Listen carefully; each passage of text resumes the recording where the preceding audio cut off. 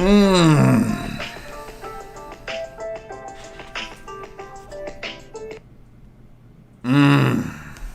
a hot, humid Saturday afternoon. It is actually balmy. It's a balmy Saturday afternoon. Welcome to another open forum live stream debate.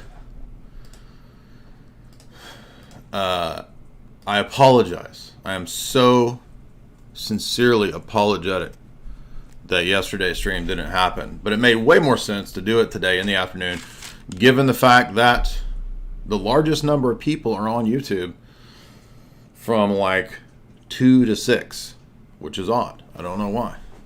Aren't you supposed to be doing your work? What are you doing listening to podcasts and YouTubing? You're supposed to be over there doing the machine welding or whatever it is the working men are out doing. Ladies, what are you doing? It's 2 to 3 p.m. on a Saturday. You're supposed to be on your OnlyFans, providing new content for thirsty men. What are you doing on YouTube? I'm only joking. Although I'm not joking about the time frames.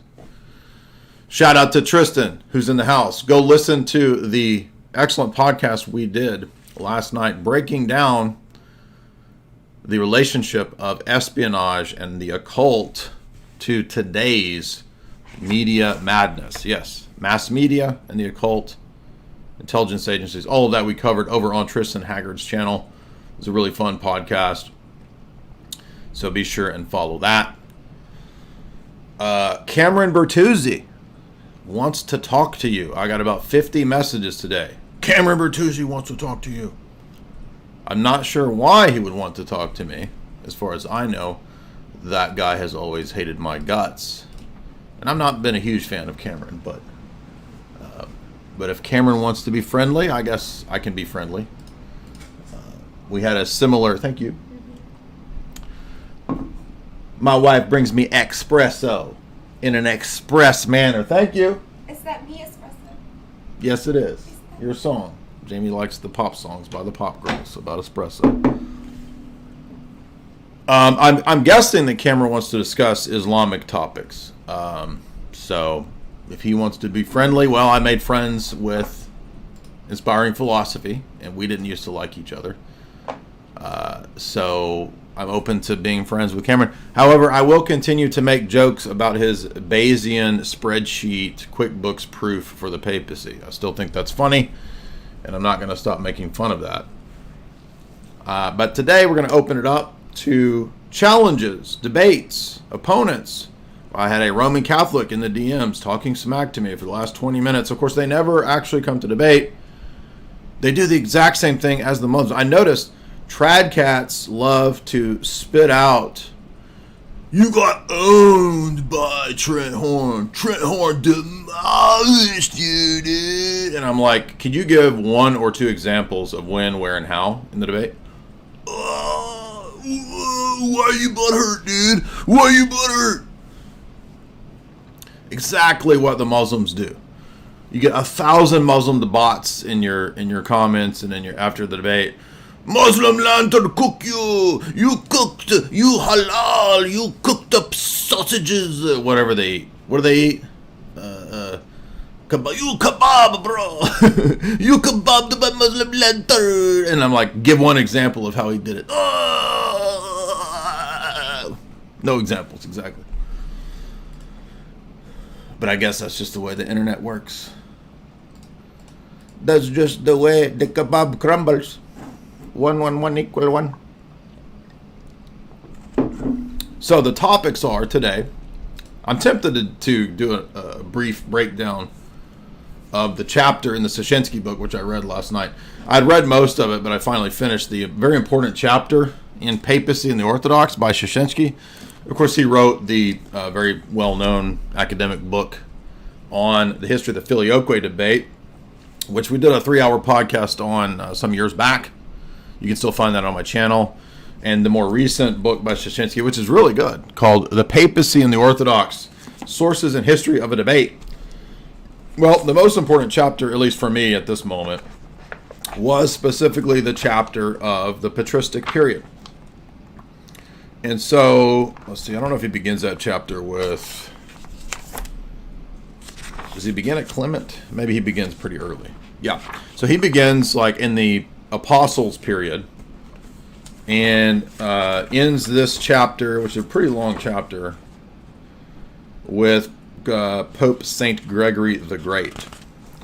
And what I appreciated about the book was that Sensky doesn't just present, the Orthodox view. What he tries to do is give every situation in famous cases where a Catholic might look at that and say, well, here's something kind of like what we wanted in Vatican I.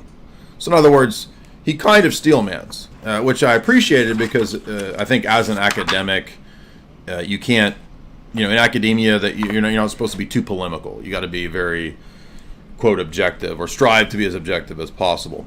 So, but of course he begins this chapter by noting that Roman primacy developed. And I like that because you kind of have this admission with the Vatican now, right? So if we come over here to the Chieti document approved by Francis, the Eastern Theological Commission at the Vatican website for, quote, ecumenism, the admission of Chieti at the very last paragraph is, of course, that, excuse me, not the last one, but 19, the Bishop of Rome did not exercise universal jurisdiction. And that is the overall assessment and admission throughout this chapter 4 of the important book. So he admits that it is an evolution. This is what the Vatican is now admitting. This doctrine evolves. And by the way, it's not just Chieti. The Alexandria document goes even further into admissions. Right? We're talking like 90% of the Orthodox critiques and criticisms are admitted in the Alexandria document from 2023. But Sensky notes that the view from the Orthodox perspective is that this is a thing that evolved from multiple different factors. So how do we get the Vatican I from this time frame? Well, we do have a place of honor, a primacy that Rome had due to it being doubly apostolic. Okay. But what's interesting is that, as Sensky admits, throughout the first few centuries, it is always seen as a Peter and Paul scenario. Now remember, by the time of Vatican I tells us that you cannot say it's because of Peter and Paul. It is only because of the Petrine charism. But then when we bring up Antioch or Alexandria also having Petrine succession, well, it's just special in Rome because Peter died there and the merits of his death confer, blah, blah, blah, blah, blah. He notes that St. Cyprian is a classically misused proponent because, of course, St. Cyprian went against Rome. Even though we believe that Cyprian was theologically incorrect on this point, Cyprian actually went against Rome. And the texts that are usually cited for Cyprian being this proto-Vatican I papist are really statements that he's saying about all of the bishops. And that's pretty well known nowadays. He notes that the First Ecumenical Council is not called by a pope, neither are any of the others. It is, in fact, called by the emperor, and it is given, he admits that the comparison between the jurisdictions in Canon 6 of Nicaea pretty clearly shows that there's no Vatican I here, okay? Even if you think there's a proto-supremacy view at this time, Canon 6 is clearly not Vatican I views of universal jurisdiction. So you'll notice that as he works through the different examples in the first 7 centuries, over and over we get this account that demonstrates very clearly that it's not always everywhere understood by all, you see. So there's this statement by this church father, this statement by this pope, this claim by this pope, this principle over here, none of which in the cases actually prove Vatican I's view, but they contribute to an ever-evolving kind of grandiosity that builds over many centuries. As we noted, the canons of Sardica, which if you remember in the Erica Bar debate, I was correct about, they don't actually prove anything to do with the Vatican I idea of the role of the papacy. In fact, the Canons of Sardica, which is an appeals court, only allows the Bishop of Rome to call a synodal retrial, not by him, by other bishops. And, as I said to Ibarra in that debate, other sees were also appealed to in a synodical way. So this idea that, well, canons of Sardica said that you could appeal to the Bishop of Rome. Yeah, exactly. And what does it call for? A retrial. It does not call for the Pope to just simply decide the issue, which that alone shows that it's not the Vatican I view. So the canons of Sardica are actually an argument against the Vatican I view, but they're so obtuse they don't even see this. And in fact, the entire Eastern Church did not accept Sardica until the time of Trullo, 692.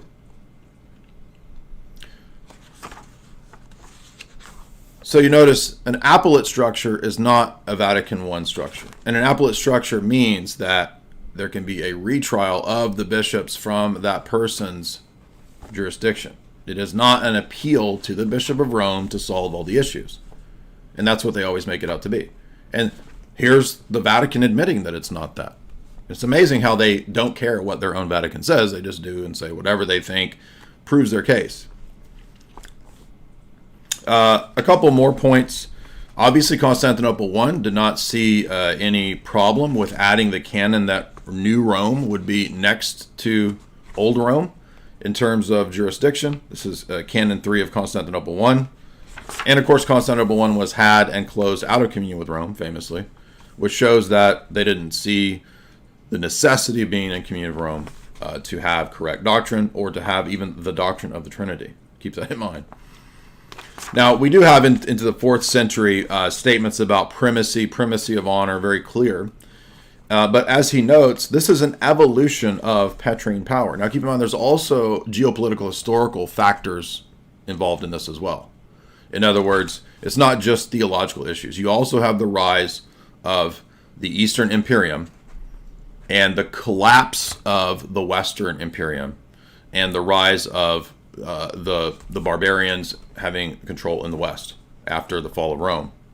So there's a vacuum geopolitically in the West, and the papacy gradually fulfills that role. In fact, this is not even an Eastern critique. If you read common Roman Catholic sources of Faith of Our Fathers is a very famous book. There's a whole chapter on in that famous Roman Catholic book about the fact that part of the rise of the geopolitical power of the Papal States and of the Vatican is precisely because of the collapse of the state power in the West. So this is not even controversial, but we see it as relevant because although it's understandable why that happened, it still leads to a evolution that violates certain canons for religious leaders being involved in secular realm. Remember that there's a division between church and state. There are two heads of an eagle, in our view, ideally, but there's canons, for example, in Chalcedon that absolutely forbid any clerics or bishops, and no exemption is made for the Bishop of Rome, by the way, to be involved in state actions, calling wars, calling armies, etc. Again, that's the canons of Chalcedon that said it. So how are you going to get a pope by the time of the 11th century who says he can call standing armies? And they do that. They have standing armies that they send into battle and whatnot. This is crazy. Totally different from what you have at the time of Chalcedon. Okay, and I'm aware of the geopolitical situation in those centuries as well. During the Gregorian reforms, we have eventually, of course, the Crusades in that period as well. But while we might think of the Crusades as something defensive, and that argument can be made, it still doesn't make sense for the papacy to be the initiator and the caller of these things, given what canon law had already established for many centuries. And of course, Roman Catholics say, well, the Pope can do whatever he wants. He's not bound by canon law. Oh, he's not bound by canon law, even though the canons in every council are written as if he is bound by canon law? Now, think about this. Oh, he's not bound by canon law. Pope doesn't have to submit to canon law. The same people saying this are the same trads usually saying that the Pope is the guardian. He has to submit to tradition and follow the canons. No, wait, which one is it? Is the Pope above the canons and he can dispense with them at will? Or is he bound by them and he has to preserve them? So notice it's always a double standard. It's always a both and. Now, Sensky notes that by the 4th century, 5th century, appeals were made not just to Rome, but also beyond Rome. As I said, Remember when I had the debate with Ibarra and everybody was like, "What? Appeals were just to Rome. Ibarra got him, dude. He got him." Not true. Your own Vatican admits it. So, by the way, has Ibarra ever admitted he's wrong on anything? I don't know. No, I've never heard him say he's wrong on anything. But keep in mind, looking forward to the debate. Ubi will be debating Ibarra on Pints with Aquinas. That's a shocking turn of events. Never thought that would happen. And another reason I'm talking about this time frame is that the specific thing that Ubi and Ibarra will be debating is this time period. They're going to be debating the papacy in 4th, 5th, 6th century because, of course, that's the crucial, supposedly, time period when the Roman Catholics think that they have these really strong emphases. Now, note that as Sensky moves on in this chapter, I'm just summarizing the chapter. You should read it for yourself if you get a chance. He notes that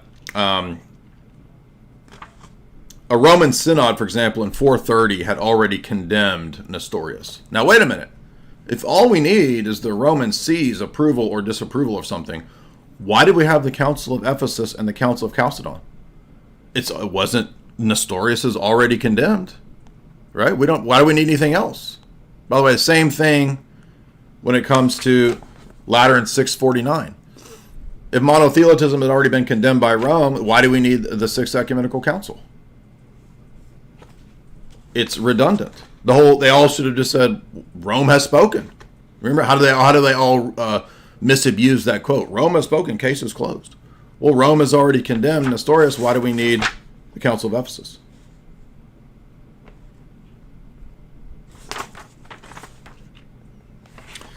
He notes as well that at the Council of Chalcedon, I believe let's see if this make sure they're talking about Chalcedon. No, excuse me, at Ephesus, the deference was not to Peter, but to Cyril. So notice that the theological argumentation and the positions of Cyril against Nestorius are more important than any deferring to what Rome had said. So notice, if Roman Catholicism and papacy, Vatican I view is true, wouldn't they just have deferred to whatever the Pope said? Who cares what Cyril said? I mean, I understand that a Roman Catholic could say, well, we still care what Cyril says. Yeah, but it's going to be what Cyril says filtered through the Pope in your view. So why does it even matter what Cyril says? All we got to do is just ask the Pope. Why are we involving all these other people, by the way, who aren't infallible, right? I mean, who cares what Cyril says? He's not infallible. The Pope's supposed to be, right? Isn't that your position? And so as he notes, the Canon 28, famously, of Chalcedon, Canon 28 demonstrates, obviously, a development as well, because although Rome initially rejects this on the basis of the disparity and the divergence from Chalcedon's ordering of the patriarchates, Rome eventually accepts Canon 28 of Chalcedon. So in other words, if the papacy eventually accepts it, then they're conceding to the fact that throughout this whole time period, the Eastern Church, who accepted Canon 28 of Chalcedon, did not care whether or not the Pope accepted it. And whenever it was brought up after Chalcedon, it was just considered a silent matter, not worth fighting over. So even though the East accepted it, operated on it, being there, they didn't care if Rome accepted it or rejected it. They didn't necessarily fight over it because other things are more pressing than fighting over the ordering of the jurisdictions. Now, there's a fascinating section that goes into the period which they're all going to point to for the formula of Hormisdas. And of course, Ubi has already done a big long essay responding to this. The most fascinating element of the formula of Hormisdas, which is one of their first go-to arguments for the papacy at this time, is they're going to say, well, this required you to listen to Rome as the Apostolic See, and the Apostolic See should be listened to by all of the world. And so this is supposed to be a proto-Vatican I view. Now, no, it is not what Vatican I says. It is a strong papal claim. I do admit that, and we all have to admit that. However, they don't tell you that one of the things that comes out of this strong papal claim during this time period is the Sammachian forgeries. So part of what backs this up, according to page 184 and 185, is the Sammachian papal forgeries. And I will direct you to Ubi's video on papal forgeries that just was made public, the full documentary video that he did. Now, keep in mind that it is not the papacy that brokers this peace deal between East and the West for the occasion schism here, and apparently they didn't notice or know that the Sammachian forgeries were forgeries. It is actually Saint Justinian that brokers this peace. Now, but wait a minute. If Saint Justinian is the peace brokerer here, and that this is supposed to prove the papacy in terms of Vatican I, are they missing what happens right after this? By the very next pope here, I think it's the very next pope, yeah. Immediately after the Acacian Schism is formalized and stated to be the pentarchy system. Now, think about this. Why would it be the pentarchy system if we're supposed to be believing, according to the Roman Catholics, that at this time period it's the Vatican I view that they're really stating? And notice, like 99% of the time, Roman Catholics don't know what pentarchy is. They don't even know that their own church accepted it at this time period. And they will say to you as an Orthodox, oh, you believe in that five-headed church? You got 5 popes in your pentarchy? Not even realizing their own popes accepted the pentarchy. This is how stupid they are. Pope St. Gregory the Great refers to the pentarchy and calls the 3 sees of Peter the seat of Peter. So even at this time, as the papacy is evolving into making more and more grandiose claims, they're ignoring the overall context of it being a pentarchy. And that the canons state, and the councils state at this time, the fifth council especially, that you need the consent of all of the pentarchy. We also have, for the first time, note this, in the 600s,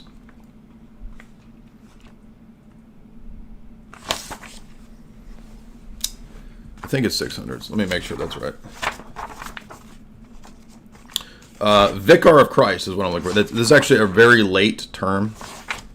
By the way, every bishop is a vicar of Christ, as Ignatius says. So this is kind of silly, but you'll notice they latch on to certain phrases and things like Peter has spoken through Leo, vicar of Christ. Yeah, but every bishop can be a vicar of Christ. And also, the fact that that phrase is used does not translate into what Vatican I says. So vicar of Christ is used very late. At the time of the Fifth Ecumenical Council, it was stated that what you need is consent among all the bishops. Now, this is important because Pope Vigilius at this time bends the knee and submits to the council and to Justinian. That is not Vatican I papalism. And that is covered in pages 188, 189. The title Universal Archbishop was already used for the Ecumenical Patriarchate. Gregory has an argument with Pope Gregory with the Patriarchate over this title. And ironically, Gregory is arguing that the title gives the impression that there's one bishop and all the other bishops are priests. So the Pope doesn't like the title Ecumenical Patriarchate, ironically, because of what? The very thing that Vatican I does. This is what's so funny about this dispute, is that ultimately, of course, the Vatican I position, I know they claim to believe that there's a worldwide college of bishops. In reality, the Vatican I system makes the Pope the ultimate bishop and all of the other bishops his priests. That's why in the Middle Ages, after the Gregorian reforms, every bishop in the world has to be approved by the Pope. Okay, nobody believes that in the first, this is not even dispute. First 1,000 years of the church, the Pope didn't confirm every bishop in the world. Think how silly this is. But after the Gregorian reforms, after the Middle Ages, suddenly the Pope confirms every bishop in the world. And do they not see this as an obvious change in ecclesiology? Hello. I mean, it's not even controversial. And what do they say? Well, it's the Pope, he can do whatever he wants. So you see how silly this position is. On the one hand, the Pope is bound by the traditions, and he has to preserve the dogmas, and he's bound by the tradition. Oh, but on the other hand, the Pope can overturn natural law and get rid of the death penalty. It doesn't matter anymore. It's contrary to the gospel. He's God on earth, basically. But he's also bound by tradition. That's why this is a dissociative, contradictory, mind control position, and why these people act insane when you interact with them and debate with them. So primacy, he concludes, by the end of this period with Pope St. Gregory the Great going into the 7th century, is a primacy where Rome is first among the pentarchy, and it is clearly not universal jurisdiction, and it developed.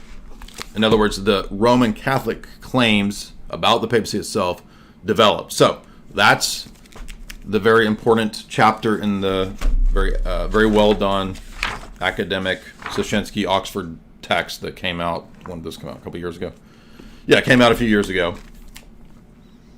And I know Roman Catholic, I don't care what he says. Who cares what he says? Well, guess what? What he says is exactly what your Chieti document and Alexander document say.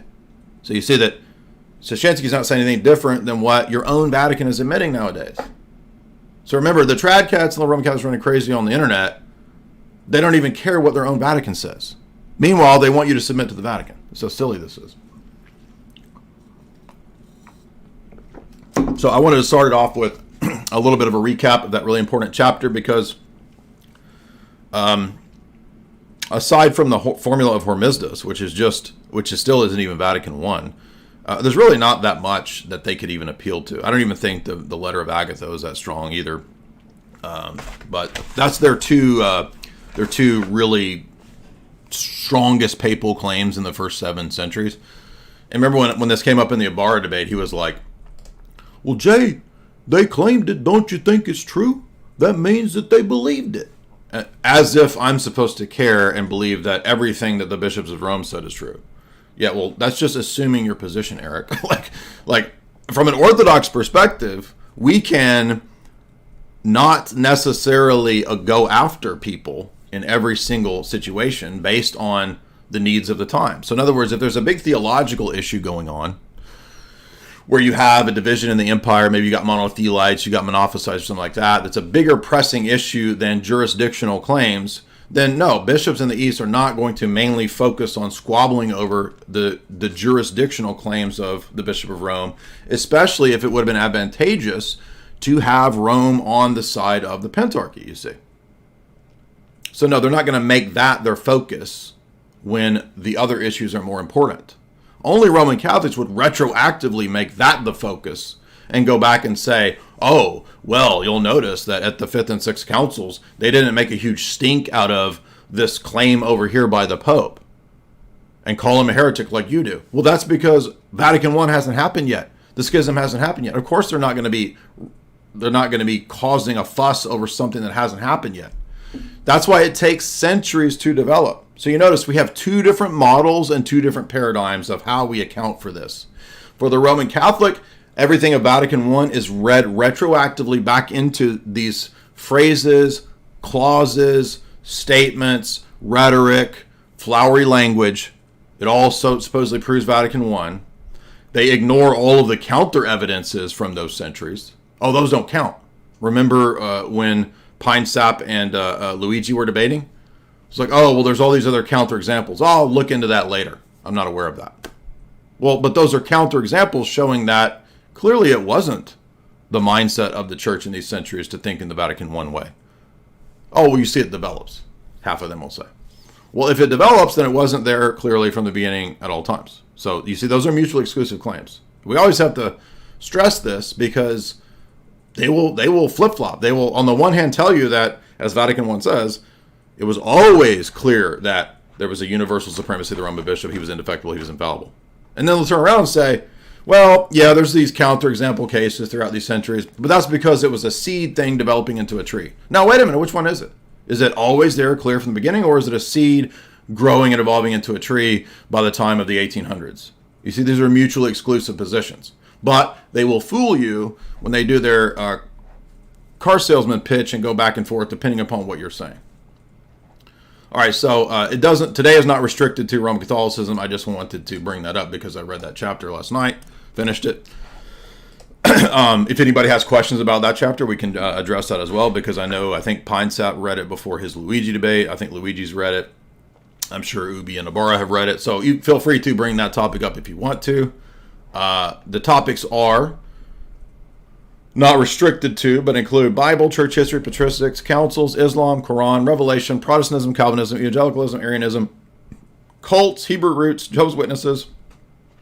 And so if you're a Muslim, if you're a Roman Catholic, if you're a Protestant, Calvinist, Evangelical, Gnostics, you can call in. Hebrew roots, you can call in. Jews, because we actually have had 3 Jews in the last month call in to debate. So there are the occasional Jew who will debate. Now, they're not proselytizing faith, they're not a proselytizing faith, so they don't usually call in to debate. But of course, yes, if you are a Jew who wants to come debate, you can hop in the line. We got a full house over here on Twitter. I think I changed the Twitter because I had the old link there. So yeah, if you want to call in, you can call in right here.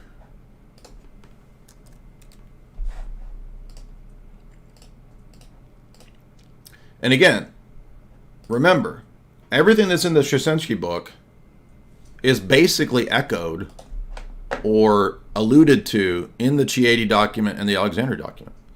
So, you understand, you can't just dismiss and hand-wave this as, oh, well, Sensky left Rome for Orthodoxy, so he doesn't count. Okay, but what he's saying is all right here on your own Roman Catholic website. So deal with that first. Okay, so Roman Catholics have to deal with that rather than hand-waving the fact that Sensky left Rome. You don't have to debate. If you want to call in and ask questions, you absolutely can. Remember that you're on my stream, and it does say at the very top in bold letters, debate. So if you come debating, I will debate you. Don't play victim and cry and whine when you have me debating with you. And if I interrupt you, it is because you are probably avoiding the question or going down a rabbit trail or deflecting. And over here, we do debate police. I blow my grape whistle because you're graping logic. You're not allowed to do that. And we will call you back to the original issue. So you're not going to play tricks and games. Doesn't work over here. Anyway, so let's open it up. Any of those topics are fair game. Let's see who's in line. First up, Simao.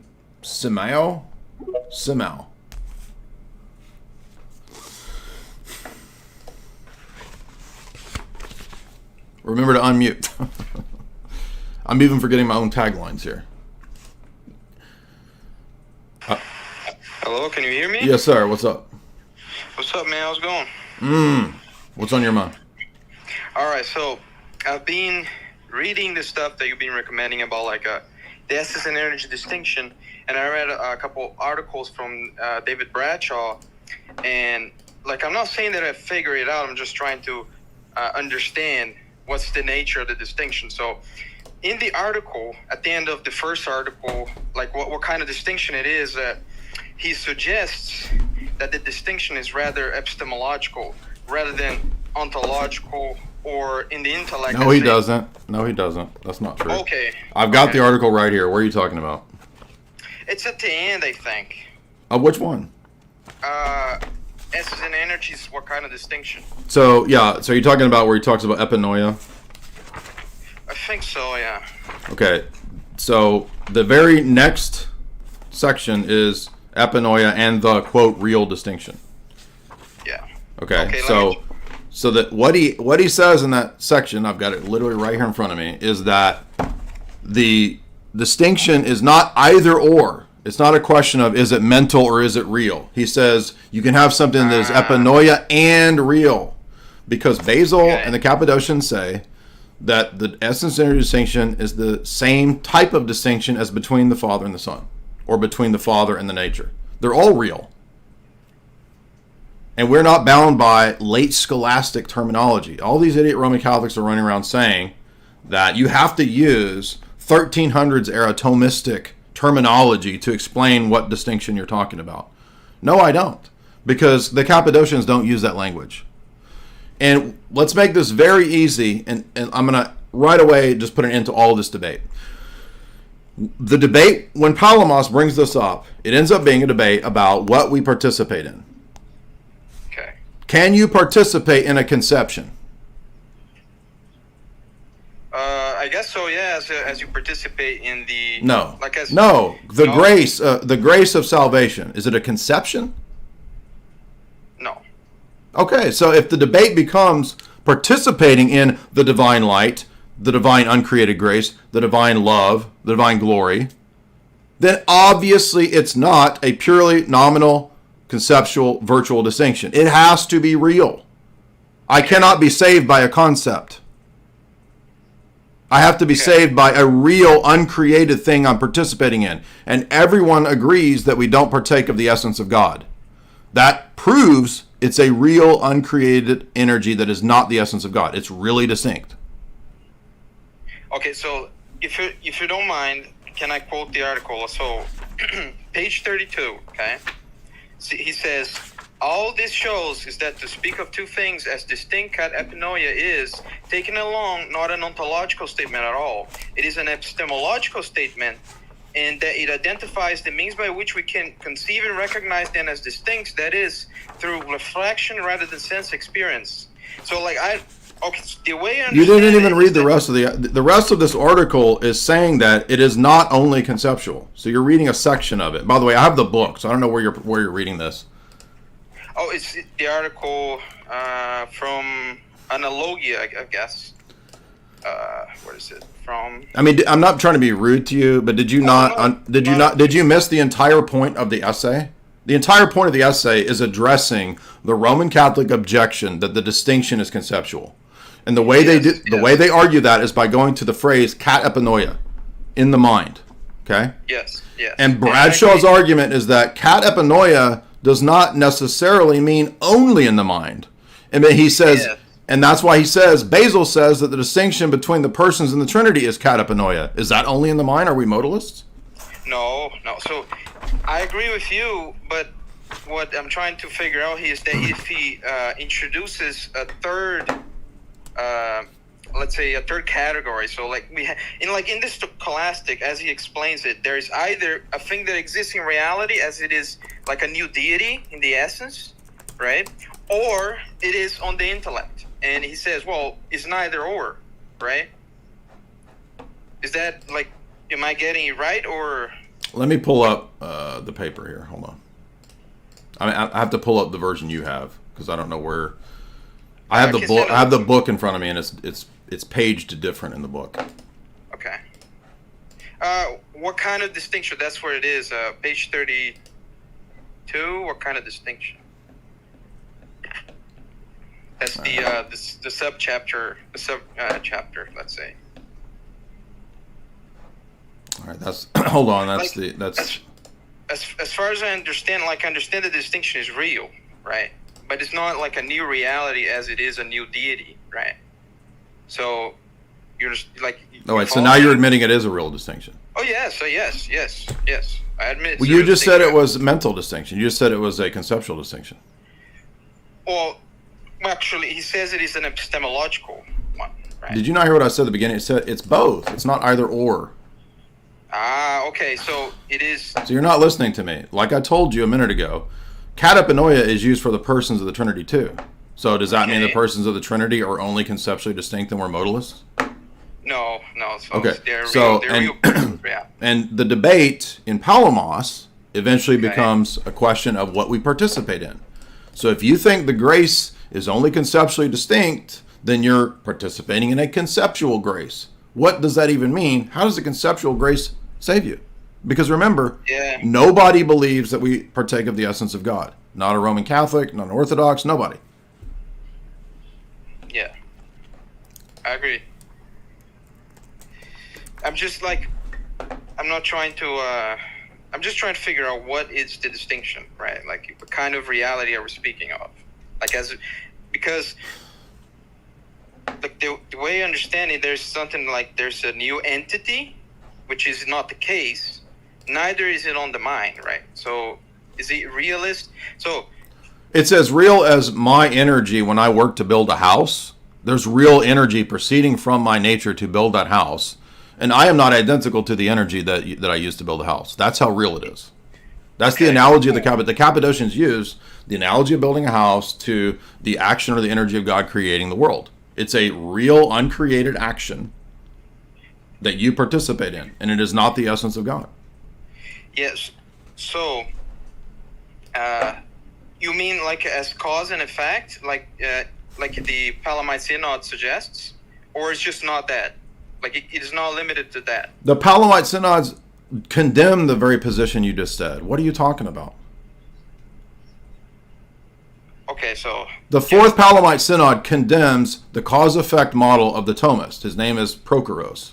And he says, why don't we just make essence energy cause and effect? The effect is created effects. That's condemned. Okay. Makes sense. I don't have the Analogia PDF version. I can't find it, so I'm gonna have to go. I'll have to go to Discord and pull it up. Hold on. Oh, no problem. It's all good. I mean, so do you understand? There's multiple ways to illustrate this. Like, do you understand? Like, so theophanies. It's the same principle here. Okay. Yes. Well, so how is that a conceptual distinction? Theophany. No, I don't think the distinction is in the mind, right? It's in the intellect, right? I think it is. The mind and the intellect are the same thing. What are you talking about? Yes, but it is independent of it, is it not? It's both and. Something can be a mental distinction and a real distinction. My mind distinguishes the Father and the Son. They're also really distinguished. My mind distinguishes essence and energy. They're also really distinguished. Okay. And so, because people get so confused over this when they start talking about later Thomistic, scholastic levels of distinction, we can cut through all of that by just talking about what are theophanies and what do we participate in. Yes. Another way to prove this is by the 150 chapters, sections 98 to 103, where Palamas says, if the energies are only conceptually distinct or they're identical, then there's no difference between providence and eternal glory. That means there's an eternal world, and that's a reductio. So do you understand that even that refutes it too? Yeah, I've seen that. Like, I've been reading like Summa Theologica too, and like, it smells like Sabellian heresy. Like, yeah, it would lead to that. They're consistent, correct? Yeah, because he says that like the property of unbegottenness is a property of all three persons, but that's not true, is it? No. How could it be? That would be modalism, exactly. Yeah, like he says that. Is that question 41, article 5? I have it here. Let me read it. Like, you don't mind if I quote him right here? Like, he says, objection 3, right? Further terms signifying the essence of God are common to the three persons, but the power of begetting is not common to the three persons, but proper to the Father. That's correct. Therefore, it doesn't signify the essence. Then he goes to reply, the power of begetting, power is signified differently, directly, generation indirectly, just as if I were to say the essence of the Father were for in respect of the essence which is signified. So it's a linguistic distinction. Right. The power of beget is common of the three persons. Yes. That's heresy. heretical. Exactly. Thank you. Yes. And I'm so glad that you noticed that. He says the same thing in the Summa Contra Gentiles too, by the way. Which question was that in the Summa? Question 41, Article 5. Like, he develops it. There's a context to it, but it's still, the words are there and they can't be denied, right? Like, so. Yeah, and he says the same thing in the Summa Contra Gentiles too. So. Yes. Exactly. Now I have the Bradshaw paper in its Analogia publication pulled up. Which page were you looking at? 32. It's the paragraph, second paragraph in the page. What all this shows is that to speak of two things as distinct, katapanoia, is taken alone, not an ontological statement at all. It is an epistemological statement that identifies the means by which we conceive or recognize them as distinct. That is, through reflection rather than sense experience. So he's talking about specifically the phraseology of the example that he gave before. He is not saying that it's purely conceptual, because that would be the Thomistic position. So what if you read when he goes on, he says that it's both and, it's not either or. Okay, cool. But, like, I understand that. I was trying to understand the realist part of both, right? So it is realist in the sense that it's independent of us, right? But it's not like a reality as in a new entity, deity, etc., correct? I'm getting it right? Well, there's no new entities because God's unchanging, but God can do different types of things. This is why you can't say that creating the world is the same thing as walking on water. Clearly, they're two different actions, and they're divine actions. And if they were only conceptually distinct, then in reality, creating the world, Jesus walking on water, us participating in grace are all the same thing. That's preposterous. I agree. But what I'm trying to say is that the action itself is independent of our conceptualization. Even though we conceptualize, of course, is necessary, right, for us to understand, right? But like the action itself, for example, walking on water, is independent of us. That's what you mean by real. Is that right? Again, it's as real as the distinction between the Father and the Son. Okay. Father and Son are not just conceptually distinguished. Yes. The way that we conceptually distinguish them is because they're really distinguished in reality. So just because something's katapanoia doesn't mean it's only katapanoia. Okay. So, cool. That's why he says, what all this shows is that to speak of things as katapanoia when taken alone is not an ontological statement. Okay. But in other cases, it is an ontological statement, such as the distinction katapanoia between the Father and the Son. Yeah. Cool. So, like, okay. So, what the distinction really is it like what Saint Basil argues for? It's like a mystery? Listen to what he says. Let's listen to what he says at the very beginning of that. In light of what we've looked at, this should be no surprise. The range of items traditionally described as katapanoia is many. It's immense. It includes the divine attributes and the persons of the Trinity, the natures of Christ. So think how stupid these people are. They think that because it says katapanoia, that it's only conceptual. Does that mean, so only the persons of the Trinity are only conceptually distinct? The two natures of Christ are only conceptually distinct? This is silly. Yeah, they're true. That shows you that he's not saying. He's saying when you take the phrase alone, it just means distinct in my mind. But something can be distinct in my mind and distinct in reality. Some things are only distinct in the mind. Yeah. That's the whole point of that essay. The point is that Roman Catholics think that katapanoia necessarily means always and only conceptually distinct and not in reality. And he says that's absurd because that would mean that there's no distinction between the two natures and the persons of the Trinity are not distinct. It's I'm not accusing you, but the Roman Catholics who keep harping over this, it's like they don't have reading comprehension. They don't understand the flow of this essay, which is very clear. It's not, and that's because they spend so much time quote mining to try to get gotchas, and they miss the whole point of things. Yeah, you've seen the Duan. I think it's Duan. His name. It made a book about filioque. I didn't find that convincing. Because Sochence's book already answers everything there. Exactly. Right? Yeah. He doesn't even reference Sochence's book. That's because he hasn't read it. He hasn't read it. Yes, he references Paparakis, but not Sochenski. Like, come on, dude, seriously. Yeah. Yeah. Great questions. I didn't mean to get too sassy with you, but for those. It's all good, man. It's all good. No I'm just tired of this objection because they've been bringing it up for like 8 years now. I understand. Like.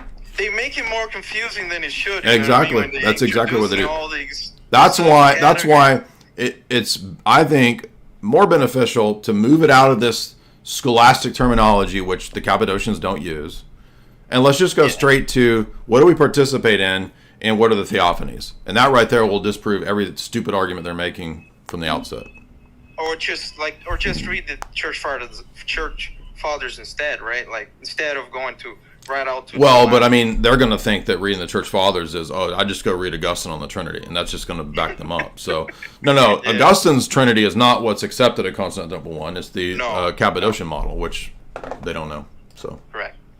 Sochensis addresses in the book like Saint Maximus was avenged, even though he was persecuted for his anti-monothelite views at the council. He was claimed his view of the Christology was claimed to be the true one, right? That's absolutely. That's why he's called the confessor, right? Yeah, and his, by the way, they don't even know this, but Maximus's diotheletism is based on the essence energy distinction. This is how stupid this is. So they want to argue against the very thing. Imagine thinking that the energies in Christ are only conceptual. How stupid is this? If the energies are only conceptually distinct, then in Christology the energies are only conceptually distinct. How dumb that would undercut the entire argument. And if you read Disputation with Pyrrhus, Maximus is obviously arguing on a real essence energy distinction to make his arguments against the monothelites. Like, they do that with relations of oppositions too, because like I've been reading about this and seeing the videos of like what's the channel? Is it Wagner? Mm-hmm. Like, it doesn't understand. Like, I know. It's clear. Like, the persons relate, they're not relationships. Correct. Right? Yeah. So a relation is a predicate. A person is a subject. So they confuse subjects and predicates. That's how silly it is. And they try to argue like that's a lie when they say like the church father taught versus opposition. No, they didn't. Like, it's no, they take sections where it talks about relations and say that's Aquinas' relations of opposition. Yes, they assume as if it is a word concept fallacy, right? Absolutely, and that's why the Losky paper refutes them. Procession of the Holy Spirit and Orthodox Trinitarian Doctrine. This essay is a critique of the Thomistic relations of opposition doctrine, which comes out of Augustine. So this vindicates everything I argued against them when they booted me from their stream and wouldn't let me explain it. Yeah, I think Losky also raises this question on his article on the God in Trinity. He also argues against it, I think. He does. He also argues against natural theology too in one of the books. I forget which one. It's a really good argument.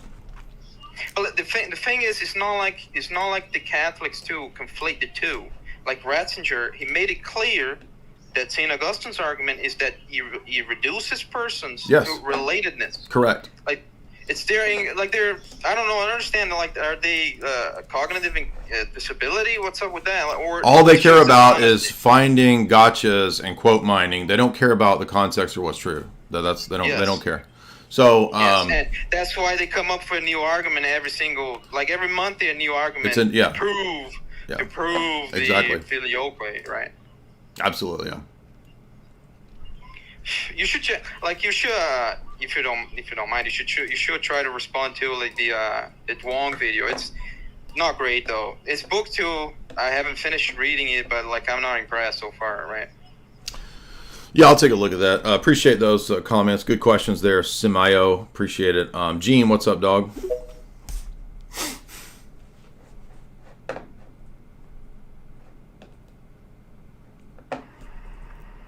Hello? Yep. Okay. Yeah, it always mutes me for some reason when I come in. So the topics of the day are anything related to Catholicism, Islam, and Gnosticism and stuff like that? Sure. Yeah, whatever. Okay. Well, I was looking at your recent post on your page. You kind of reposted a comment you made a little bit ago about natural theology, and I thought that was really good. I kind of wanted to just ask a question about that topic. You said, on what basis in natural theology should we assume the generic God of classical theism applies to Aristotle's first cause and not the ones of Thales and Anaximander, Parmenides? I think that's a really good question to ask, because how do we know that, like you said, in natural theology and classical theism, this God that we all share has to be Aristotle's God? Why can't it be someone else's monad or something that we're all siphoning off of or connected to? Yeah, remember, this is based on natural theology, which is supposed to be based on self-evident principles. Okay, so what are the self-evident principles that tell me that it's self-evident that Aristotle's first cause is the true one of classical theism and not the quote one of Thales and Anaximander and Parmenides? So what this demonstrates is that the one is another version of the quantifier shift fallacy to say that, oh, well, we all believe in one God, therefore we believe in the same one God, which is a fallacy. So it's like the previous guy said, they're making this way more complicated than it actually is, because either quantifier shift fallacy is a fallacy or it's not. Right. I think you do have to go in with the supposition that we're all operating on Aristotle, and now I can say we share the same God. And why are we supposed to operate on Aristotle? How is that self-evident? Yeah, that question never gets answered. It's always, we begin the debate by assuming that Aristotle is essentially the 13th apostle. And exactly. That's when I was talking to Tim Gordon the other day about, was a few weeks ago, I was like, we were discussing having that debate, and I was like, well, I think it's going to end up being epistemology, and he's like, I'm not faulting him. He was like, well, I thought we were going to debate, essence energy and Aristotomism, and I was like, yeah, but what I noticed from a zillion Thomist Catholic Orthodox debates is that it always ends up being a question of what we assume epistemically, right? Like, in other words, well, we all know Aristotle's metaphysics is right. Oh, really? How? I mean, the whole history of philosophy is basically debating that. So, like, if we all know that, then, like, it's certainly not self-evident, right? If most of philosophy is debating these topics, how is it self-evident? Just on their way of reasoning, right? Yeah. So, Yeah. I'd be interested to know how Tim would answer this type of question. I think what they would say is, well, if you know the metaphysical principles that we're talking about, it will be obvious that it couldn't be Thales or Anaximander. And I'd be like, well, why though? Isn't that going to assume the thing in question? That's going to assume the metaphysics that are in question. And the question is, how do you know that that's the right metaphysics to start with? That's why they can't get around this, because their epistemology is contradictory and self-referencing, and they don't even realize it. That's why they can't get out of this. Yeah, I think it's actually kind of almost a Protestant argument, because it's like, as you said, how do you know that epistemologically that we have to start at Aristotle? They'll almost kind of pull up like a private judgment. Like, well, my private judgment tells me that Aristotle's correct. Presuppositions. Yeah, Phaser says something like, it's commonly generally accepted. Really? By who? And why? Why is that the thing that begins our whole system? Like, I mean, it's commonly generally accepted nowadays that there is no God. So should we begin with atheist metaphysics? I mean, it's just silly. Well, yeah. I mean, because what if my private judgment's different than yours? What if I don't come to the conclusion of Aristotle? It's like we're kind of operating on a different worldview then, and there's no guarantee that his views are right. And also an atheist could just say, well, we all presuppose, like you said, that there is no God, or we all presuppose whatever metaphysics they operate on. So it's kind of not really an argument to just say it's self-evident that everything Aristotle teaches is how we operate in the Christian paradigm. And they'll say, well, not everything Aristotle teaches, but his first principles. Okay, well, why Aristotle's first principles? Why not Thales' first principles? Why not Parmenides' first principles? Right? Yeah, and I noticed, too, with the Muslim debates, right? So I was listening to Dr. Khalil's lecture, which I recommend everybody listen to because he's explaining the different Aqidas. And you'll notice that although they're not exactly parallel, obviously it's different subject matter, but the schools of Islamic theology debating the oneness of Allah and the attributes and the relationship of the attributes to the essence or existence of Allah or whatever. Like, it's interesting because it's in ways parallel to the debate that we're having here, to where we're having to argue with Roman Catholic ideology about the fact that, ultimately these are conceptual distinctions. They're not really there. They're just in our mind. And it's like, okay, well, then how do we participate in a conceptual distinction? Oh, well, you don't. Anyway. Yep. Awesome. Thanks for having me on. Yeah. Great point there. And I'm glad you mentioned that, because I forgot I was going to pull up this natural theology question that I asked. Actually, I asked this, I think, like 2 years ago. All right, let's move on. We got any topics you want to talk about? Child papist. Uh-oh. So it's going to be all Roman Catholics all day. By the way, Muslims, where are the Muslims at? You can call in. Jews can call in. I'm even going to allow the atheists again. I haven't had atheists in a while, but papist, what's up? Hey, can you hear me? Mm-hmm. Yeah, so I had a clarifying question on church authorities. So in the past, you made the argument that the papacy is circular because the Pope confirms the scriptures and the scriptures confirms the Pope. Right. Couldn't anyone make the argument that church authority is circular because the church affirms the scriptures and then the scriptures also affirm the church? Yeah, but my point is that it goes against your epistemology as a Roman Catholic to affirm circularity.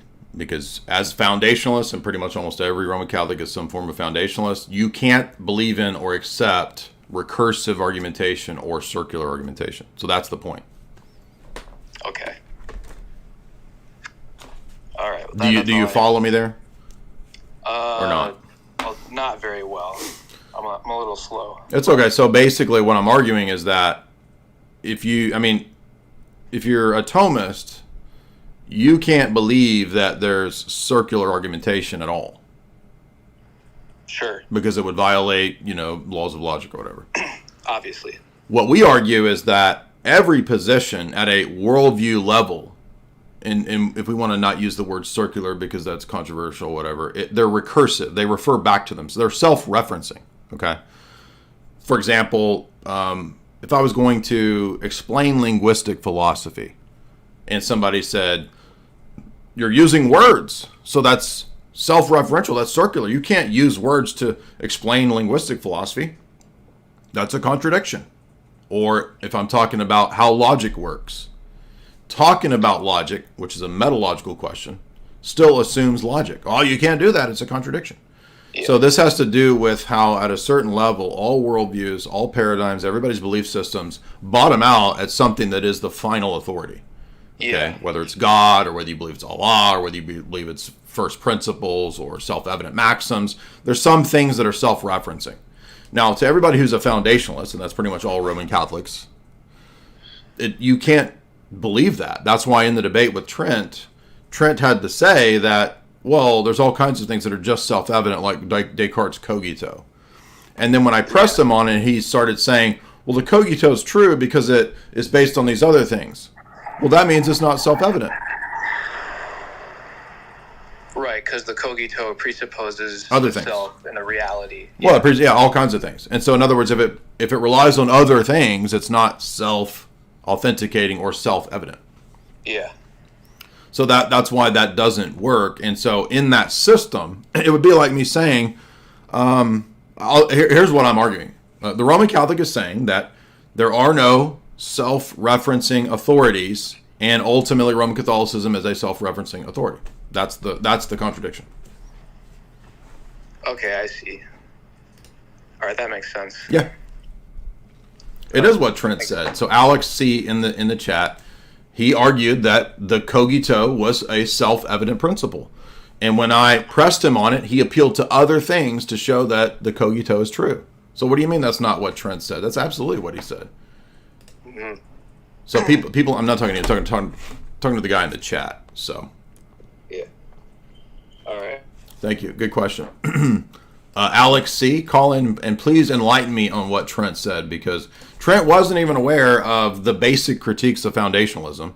All I was doing was repeating the arguments in any epistemology textbook critiquing foundationalism. He wasn't aware of any of that, which shows that he basically had no thought put into epistemology at all. And you guys who are making all these objections don't put any time or thought into epistemology either, which is why you don't understand what's being argued or what's being said. So Alex C., please explain your argument and how Trent won.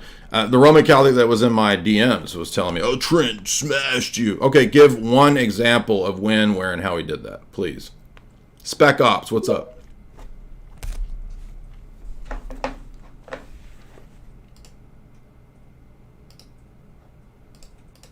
Spec Ops, go ahead. Hi, Mr. Dyer. How are you doing today? Good, what's up? Not much. Just wanted to start off by saying thank you for your content. I discovered you fairly recently as I've been exploring more of my beliefs, and you've been doing a good job convincing me to go towards Orthodoxy instead of Catholicism. I'm coming out of Protestantism. Sounds good. And, what's on your mind? I noticed on your YouTube link you say Q&A, so it's all right if I ask you. Yeah, you don't have to debate. Yeah, that's fine. Okay, so one thing, this might seem silly, but one thing I was curious about, since Orthodoxy doesn't have the Catholic doctrine of purgatory, why do we pray for the dead? Well, because the dead are still in an intermediate state, and we believe, going back to the Maccabees, that our prayers can still avail them. So if they pass away with attachments to the world or something like that, or you could say vices that they weren't purified from yet, those prayers they are advantageous to them. But typically there's a distinction between the people that we commemorate in the liturgy and the people that just die. So every Orthodox person can pray for a person that passed away even outside of the church, but they're not liturgically commemorated unless they died within the church. Okay. And I guess another quick one, do you have any good book recommendations going over like the ecumenical councils, or maybe even specifically apology work for iconography and venerating icons? I would say check out the videos that I made on iconography for that specifically. You could read John Damascus's book, Defense of the Holy Images. You could read On the Holy Icons by St. Theodore the Studite. Those are small, brief. They're not very long books. I wrote an article about iconography on my website, biblical tradition, icons, that kind of stuff. You could read that article. You could also, for kind of an overview, Volume 1 of Yaroslav Pelikan's Introduction to the Christian Tradition is good for an overview. If you're looking for a catechesis book, Pomazansky's book, Orthodox Dogmatic Theology, is good. Okay. Thank you very much, sir. Yeah, good questions, man. Appreciate it. Appreciate you. Yeah, come back anytime. Let's see. Wagner, what's up? Guttram Wagner. Uh-oh, we got the Ride of the Valkyries coming in. We got Wagner coming in. Guttram Wagner.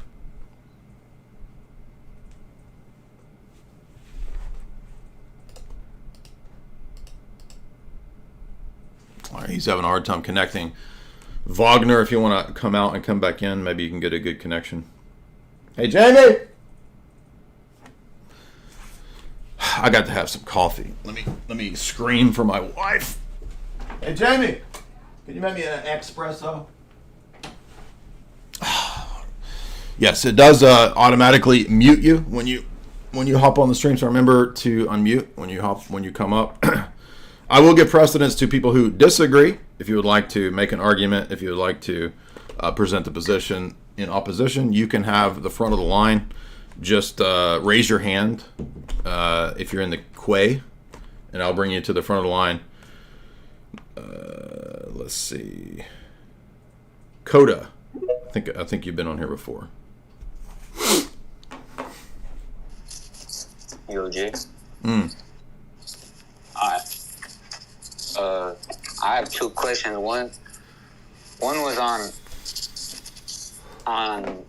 the transcendental argument that he always makes. Okay. I was just like, because it's kind of confusing what you're saying, like, because I'm not really educated in that, but like kind of what it is just like, it kind of like is asking for the justification. I just want to understand it more, so I don't kind of just like use an argument that I don't understand. I just want to understand it better. It's like kind of attacking, like asking for a justification for like the framework, because like we all like kind of think through kind of like our own like window of thought, and then like our framework, the way that like we go back a step, and then we're asking if we have a justifiable framework that right. holds our thoughts. Is that kind of what?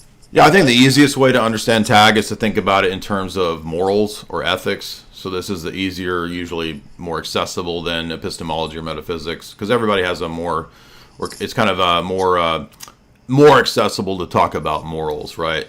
So, if there's no God, there's really no basis for ethics. That's a kind of transcendental type of argument. That's the most boiled down, simple form. And I know the atheist is going to say, well, that doesn't prove you're God. That's why tag is specifically an argument for a certain type of theism and not just generic theism. But we got to begin somewhere. And so if we begin with something like ethics, then we can just simply say, look, if there's no God, then anything goes, right? And we seem to all have a problem with the idea of anything goes when it happens to us, right? If somebody steals my money, if somebody, grapes my wife, then suddenly I'm a moral, objectivist and it's wrong. Well, what's the basis for something being wrong if there's no God? So that's the easiest approach to tag, I think. But you do have to do a lot more legwork to try to argue for why it's Trinity and why it's Jesus. So that takes a lot more explaining, but that's the simplest way to do it, I would say. And then my second question was going to be, from this book that I bought, it's Understanding the Orthodox Liturgy, and it's just like a sentence in the book that I want you kind of to clarify. Like Look, I'll just read it. Okay. The divine liturgy is ultimately an eschatological event, meaning the age to come. Right. Breaks in upon this present age and into our everyday lives. Right. And having broken into our lives in the here and now, it lifts us to the point altogether out of time. I know what it's trying to say, but like I was just asking if you can kind of just like.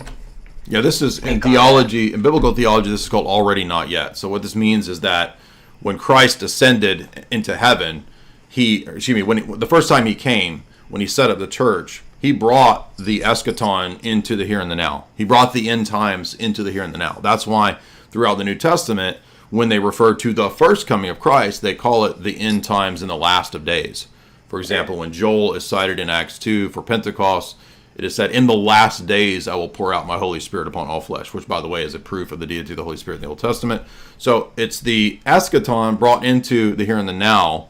And so that's why it's called already not yet. So there's a sense in which the eschaton has been realized, and that's consummated, especially in the liturgy and the celebration of the partaking of the Eucharist. That's the eternal marriage feast, marriage supper of the Lamb that is in the book of Revelation, is what we partake of here and now. So we're partaking of right here and now in the liturgy the eternal reality. That's why it's called the marriage supper of the Lamb in the book of Revelation. So I would say when you read the book of Revelation and you see that John looks into heaven and he sees this spiritual reality where there's a liturgical service in heaven and it's the marriage supper of the Lamb, that's actually what we believe is happening every divine liturgy. So it's outside of time and space, but it's also invading time and space. So notice, again, it's a both and not either or. Michael August, what's up, dude?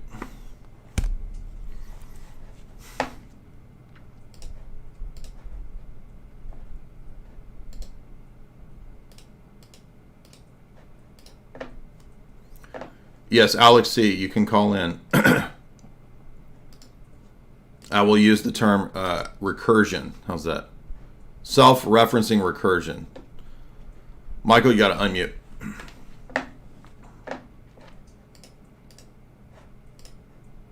Michael August, what's up, man? Michael, you have to unmute. All right, he dropped off. Now, reminder to you guys, and the link is in the show description, I will be doing cringecore and other karaoke and harassment activities at the Bohemian Grove event. So you can get your tickets over here at Top Lobster. Shout out to those guys over there. Here's the link for that live event.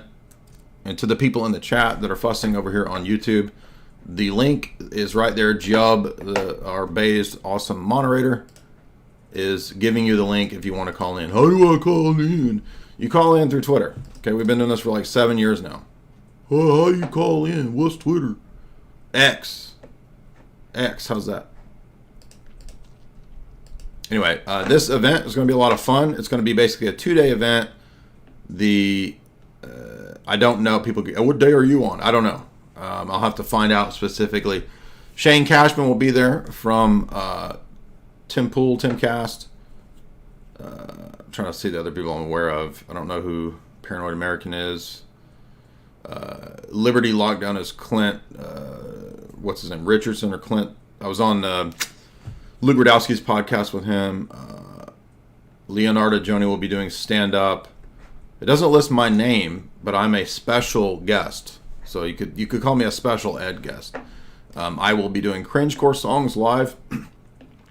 Some karaoke and harassment and crowd work by making fun of the crowd at this live event. Also, yes, we will have books. We will have merch. Elijah Schaefer, I think, will be there. So it's going to be a lot of fun. If you want to come to the Joke Joint, Summerfield, Florida, October 25th and 26th, Bohemian Grove. Let's see, who's next? Now, a lot of these YouTube smack talkers, I don't know what your Twitter profile is. So, if you want to come on, I don't know who you are. Niles, I don't know your Twitter name.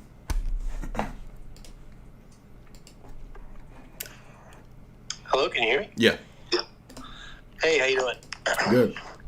So, I'm a Christian, and I'm not coming from a position specifically for a debate, but I was hoping to, run something by you. So one of the things that I've been struggling with, I've been researching a lot regarding Roman Catholicism and Eastern Orthodoxy, and the way I pose it to my wife is the more I read Scripture, and this is going to sound a little more intense than I mean it, but the angrier I get, because what I see in regards to Protestantism, or just, air quotes implied, Christianity,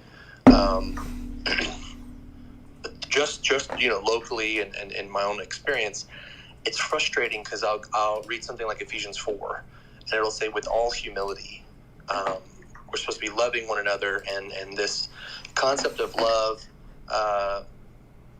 I struggle to grasp it, and in that, it feels like in some cases I'm disconnecting from God. Like, I do believe God loves me, I do believe Jesus loves me, and the Holy Spirit fills us. I believe in Trinity. So it's just something that, again, not posing a debate, but like I struggle to see where Christians love. Like I look on, I actually came upon you because of the Muslim debate where I thought you and Sam Shamoon did very well, and so then I came by and followed and just happened upon your stream today, but. I don't know. I see a lot of individuals who are seeking after wisdom or seeking after knowledge, and I struggle to see where there's not a setting aside of knowledge and wisdom, but there is a equal value of love. And I know a lot of people like troll and this that on the internet, but I genuinely want to seek after the love that Jesus has, and I'm not critiquing about how certain people treat, I know a lot of people disagree with how Sam Shamoon or others treat Muslims and so on and so forth, but I can't help but think that the answer to conversion, to people recognizing who Jesus is, isn't simply just Can I say something? Yeah, please. And Sorry. I'm not trying to offend you, but this sounds like a very emotive, very evangelical notion of what, quote, love is this sort of touchy-feely thing. I think if you read the Gospels, it's very clear that at no point does Jesus ever say that that's what love is, as if it's some sort of affectation or a presentation that you do of humility. In fact, he says that when the Pharisees engage in these public displays of humility, they're actually worse off than the sinners. So we have probably a different idea of what love is. I mean, people have different gifts. Not everybody has to engage in debate. Not everybody has to do this kind of stuff. But it is not unloving to tell people that this is a false religion, this is a wrong religion. That's not unloving. And I think people who don't engage in a lot of discussion and debate are very quick to criticize people who get heated or who operate in certain ways. But I guarantee you, once you engage in this kind of activity, you can pretty quickly spot nonsense, and you'll have low toleration for that kind of stuff. So appreciate the question, but I mean, I just don't see that debating is in any way like not in accord with, quote, love. John McBride, maybe you weren't saying that, but I just think evangelicalism has a very emotive idea typically about what, quote, love is. It's like seeker-sensitive services and like gay worship leaders up there. Jesus loves you. Okay, well that's not what love is. Go ahead, John. What's up? Oh, he can't connect. You want to pop out, pop back in? It's not connecting. Does anybody disagree? We haven't really had anybody disagreeing yet. You don't have to disagree, but if you are in the queue, in the queue, in the line, Logos, do you disagree? Roman Gypsy. Hello? Uh-huh. Yes, hello. Hi, Jay. So I wanted to ask, I've been seeing a lot of clips. Do you know the page Roots of Orthodoxy? Oh, a lot of what? I didn't hear that. There's this page called Roots of Orthodoxy. Uh-huh. and there's like a lot of clips of this like Western Rite priest. Yeah. And yeah, we finding. Yep. I would disagree with all that. Yeah, I mean, the whole. I saw a couple clips of them using unleavened bread, like the Catholic, like sort of like the Catholics. Oh yeah, he's over there. He's over there talking about Marian apparitions and the Sacred Heart. I mean, literally basically, there's Roman Catholics. I don't know why they're even calling themselves Orthodox. Yeah, and then I'm seeing a lot of people like. I don't know if this is some sort of psyop or something. I'm seeing a lot of people saying, like, don't let anyone tell you that the West isn't Orthodox. It was Orthodox for 1,000 years. But, like, that's a fallacy.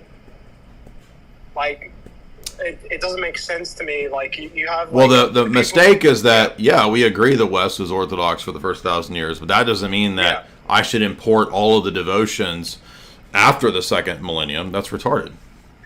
Yeah, like I'm seeing a lot of like Orthodox, like Western Orthodox people, like praying the Rosary and stuff, and it's like, come on, this is like a dangerous territory. It is, and they'll always have these dumb arguments like, well, there's nothing inherently in the Rosary that's not Orthodox.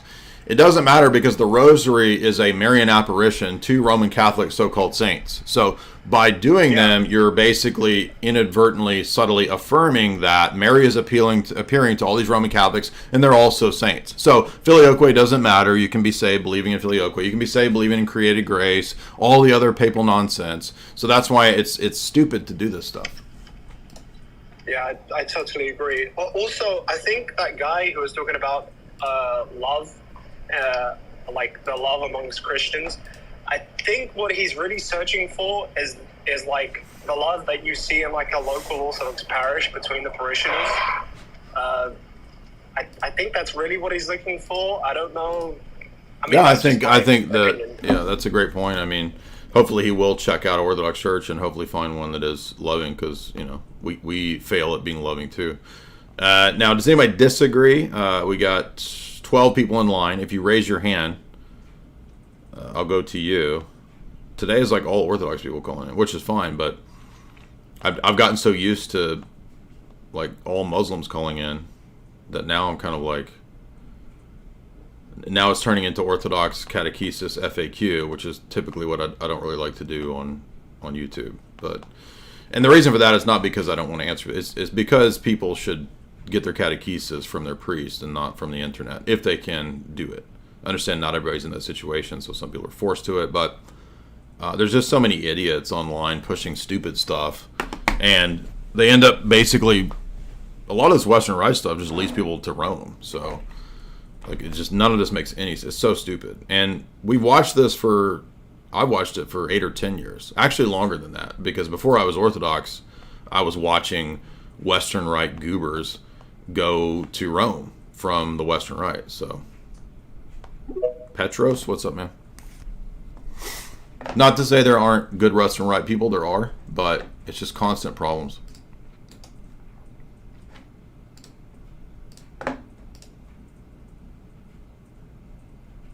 Gotta unmute Petros. Hey Jay, how you doing? Good, man. What's up? Good. Hey man, first of all, big fan. Started listening to you. Found out about you through Andrew Wilson. I'm Armenian myself. I grew up in the States. I was born in Armenia, and I'm really curious. Do you know much about just Armenia and how? Because from what I understand, Armenians were like the first. I know there's like a big debate between Assyrians and Armenians, and who were the first Christians. And do you know much about Armenian history as far as like? Because I know that Armenians are also Orthodoxy. Is that correct? Well, you're Monophysite Orthodox. You're not our Orthodox. So what is it? What is that? What is that? It's a schism over the person of Christ.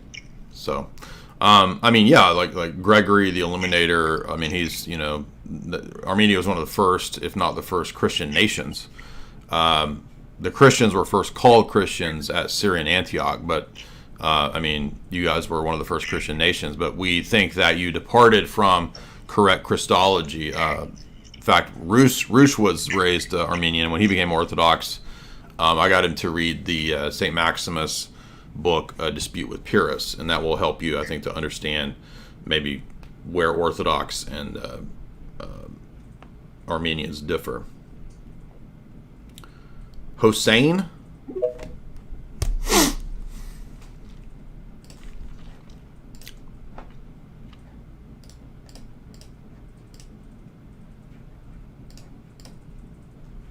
Gotta unmute. Hossein, you gotta unmute, man. I hope you're doing well. By the name of this room, I remember about an Islamic king named Al-Ma'mun. He was in Abbasid era.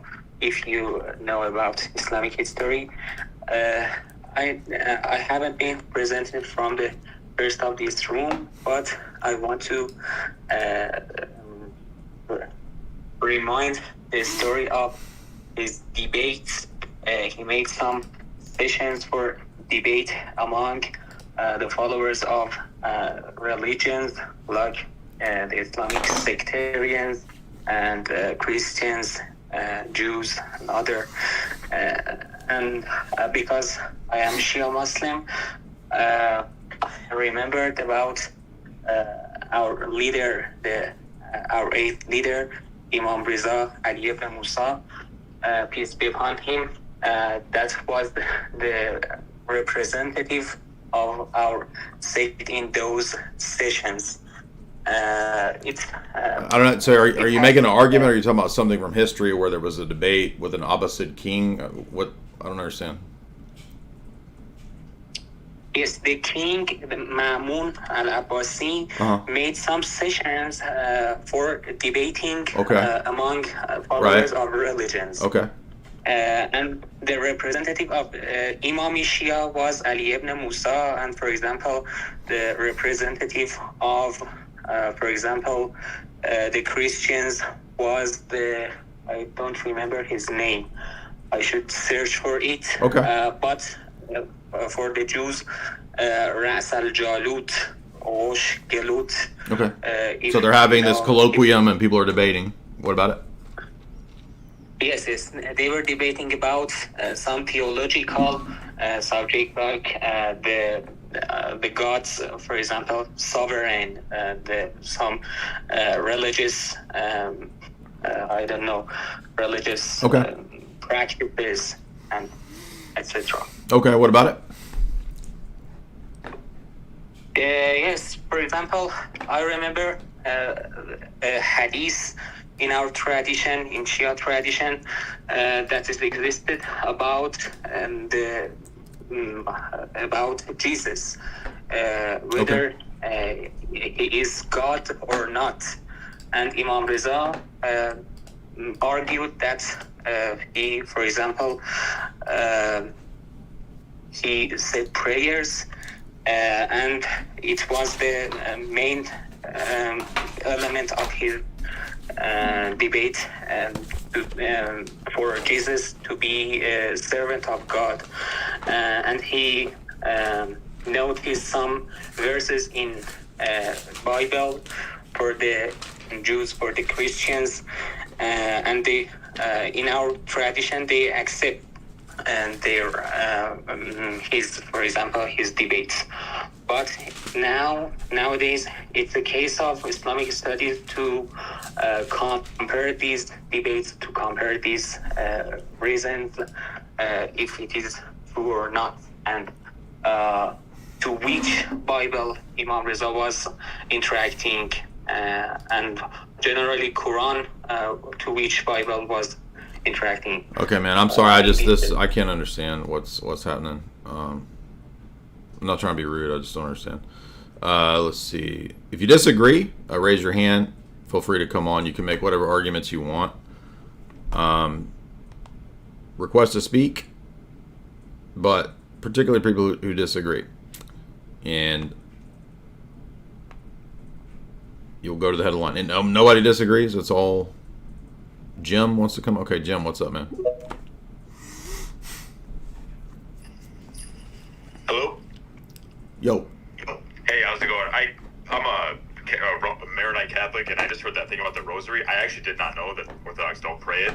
I just want to know why exactly, and I know why because it came out after the split, but why, what is like wrong with it in your eyes? Or if I don't want to put words in your mouth. Well, I mean, again, it's kind of like Sacred Heart. Like, I wouldn't do it for multiple reasons. One of which is that it would confirm that the Virgin Mary or Jesus is appearing to these so-called Roman Catholic saints, and we don't accept your people as saints. So why would I confirm that it really is God who's appearing to Margaret Mary Alacoque and telling her to carve Jesus' name into her chest and then to do it again once the wounds heal? Right. I just have a trouble with if someone is praying and they're saying Hail Marys and Our Fathers and they're just using an object. Like I just don't see how that part is wrong. But well, I didn't argue that that's wrong. We have prayer ropes, so this has nothing to do with the object. Oh, okay. All right. Thank you. Yeah, no, I mean, it's like, again, by saying that that's a divine devotion, I'm implicitly saying, yeah, Mary really did give this devotion to Dominic or whoever is supposed to be the origin of the rosary. But I'm not going to confirm Marian apparitions to all of these other sects and groups. Same reason you wouldn't say that Mary supposedly appearing to the Coptics proves Coptic theology. Every time I bring this up with the Roman Catholics, and they suddenly shift it and say, "Whoa, well, but Mary didn't appear a lot of times to Coptics." Oh, okay, so now it's a lot of times that makes it the true apparition. It's just arbitrary, it's silly. And by the way, how do we know that that's actually Mary? Objective truth. Here we go. So you can ask questions, but let's not make it, I'm not talking about the Roman Catholic guy, but let's not make this Orthodox catechesis day, okay? People who disagree, go to the front of the line. Hey, can you hear me? Uh-huh. Hey, Jay.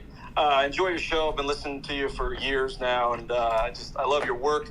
I have a question about when it comes to the Orthodox claim of being the true church. Okay. I understand Orthodoxy. The faith is never tied to any one bishop. Is that right? It's not centralized to one bishop, where one bishop can bind anyone, right? Any sort of doctrine that's not basically part of the. When we say the faith, is that the faith of the ecumenical councils? Like, no one bishop in Orthodoxy now can say, okay, now you have to believe in the Filioque. Is that right? Like, right. No one bishop can bind anyone to that, correct? Sure. I mean, yeah. That would be contrary to the whole idea of Orthodoxy, that somebody can go contrary to the first 1,000 years of Christianity. Sure. Okay. So where I get stuck is trying to understand which bishop definitively decides who's in the boundaries of the church. It's not. Why would it have to be one bishop that decides that? We would say it's foolish to think that one person decides that. Well, I guess in Orthodox history, we've seen patriarchs affirm, for example, Old Catholics in 1911, and then in 1922, a patriarch affirmed. What do you mean affirm them? What do you mean? Meaning, well, from what I hear you say, is that one has to have the faith to be in the church.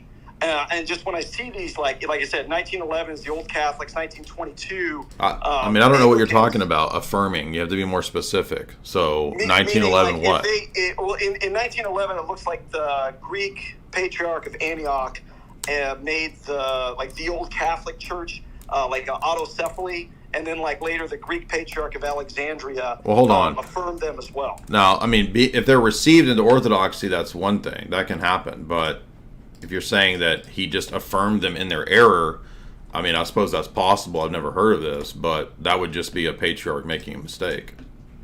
But would that imply that patriarch didn't have the faith to begin with and that they are not part of the church? I'm trying to understand the faith, because the faith is almost it almost seems to become kind of arbitrary based on which patriarch we're going with. Even 1922, patriarchs can. I mean, if he starts to do that, then he would be losing the faith, and he would be synodally rejected. So, we don't just get to pick who we want arbitrarily. Ultimately, it comes down to synods, but there's no hard and fast rule of I mean, if they haven't been canonically deposed, then they're part of the canonical Orthodox Church. What's hard about that? Okay, I guess I'm just trying to understand, like, the boundaries of the church in the end of the day. Like in 1922, somebody might have been convinced that Anglicans were within the boundaries of the church because of this patriarch. And okay, well, give me the exact. You're just stating, you're asserting these things. I want to know exactly what was said. You're saying affirm them. What I mean, affirm what? That they had some things right, receive them into the Orthodox Church, or do you mean that he affirmed that you can be in this group and it doesn't matter if you're in the Orthodox Church? Well, in 1922, specifically, that Constantinople, the patriarch, said that they had valid orders. So with valid orders, I know you said you have to have the faith. Doesn't matter if you have apostolic succession. Okay, but valid can mean that the church doesn't have to redo the rituals. That doesn't mean that necessarily the grace is there. Okay, gotcha. So it's only they could have valid orders, but they don't have grace. Right, because we also say that you have to have permission from an Orthodox bishop to celebrate the liturgy. That's why any Orthodox priest who goes off and does a liturgy unapproved, that he can be defrocked for that, and he doesn't have permission to that. We don't automatically say he was doing the liturgy, right? That's the Orthodox view. So how more absurd would it be to say that, but you can be a Roman Catholic and there can be all these liturgies and it doesn't matter? I mean, those two things make no sense. Okay, gotcha. Okay, so in the end of the day, if you have apostolic succession, that doesn't matter. You have to have the faith. Correct. Yeah, it's not a mechanical thing. I mean, Roman Catholics believe that Satanists have apostolic succession because you can be ordained that day by the Roman Catholic Church, become a Satanist that day, spend the rest of your life blaspheming the Eucharist by confecting it, but you're still possessing apostolic succession. We think that's retarded. Okay, gotcha. Okay, and so these specific patriarchs, though, they don't lose their grace in their sacraments for, like, doing something like saying, oh, they have valid. The loss of that is when there's a public excommunication. So now it's possible that maybe they should have been publicly excommunicated, but I don't know these instances that you're talking about and exactly what they said. So, but now if they were caving to ecumenism and made a huge mistake, then they were in the wrong. Gotcha. Okay. Thanks for your time. Yeah. I appreciate it. Good questions.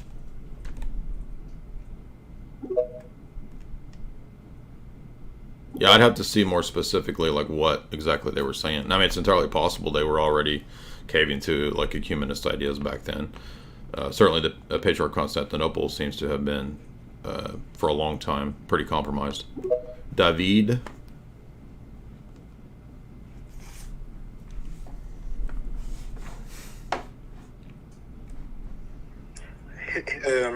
Are we good? Yeah, what's up, man? I wanted to ask a question about applying human skepticism to God and creation. Okay. So, you know his billiard ball as an example. When one hits another, we observe two events. We don't. Yeah, I know. David Hume. Yeah. So, God is real. So, how it's a non sequitur for us to believe that he needed to be the cause. Yeah, I would say that Hume's whole argument is self-refuting because it ends up psychologizing all knowledge, and there's no justification for any knowledge at all. So that would ultimately be self-refuting, and that's why we're not Humean skeptics.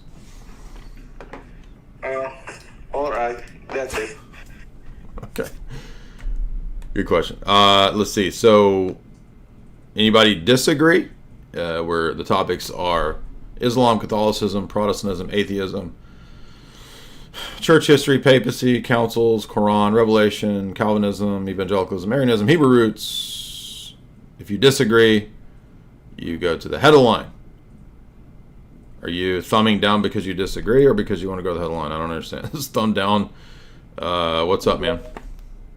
You call in every time. I'm not mad, but what's up? By the way, if you want to support the stream, you can send a super chat. Everybody's being tight today. Nobody's gifting any fiat dollars.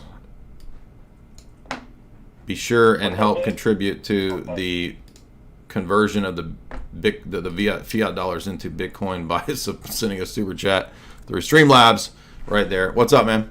Unmute. Hey, what's up, Jay? I'm an Orthodox inquirer, and Uh-huh. my parents are Protestant. I remember. And my dad, this was a long time ago, but his question was because he goes to a Berean Baptist church, and the Berean, a what? A Berean, the Bereans. Berean? Acts 17. Berea. Yeah, Berean, there you go. Thank you.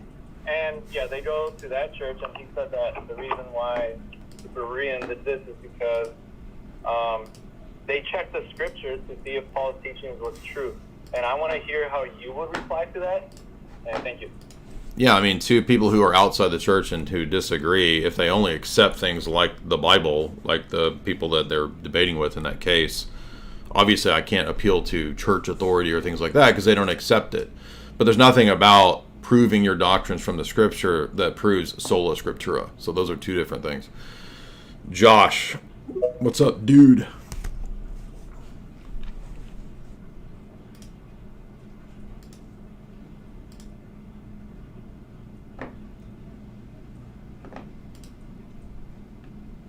Gotta unmute, man. Hey, Jay. Yo. A Orthodox inquirer as well here, and sort of friends, family. There's a person or two that I know that, has sort of gotten into theosophy land, like more so maybe Rudolf Steiner, so almost like a form of Christian theosophy, whatever. And I'm not going to necessarily defend it because there's not much to defend, but do you have, what would be a good source or three that would get into the history of theosophy? Is there something that you've explored that gets into that?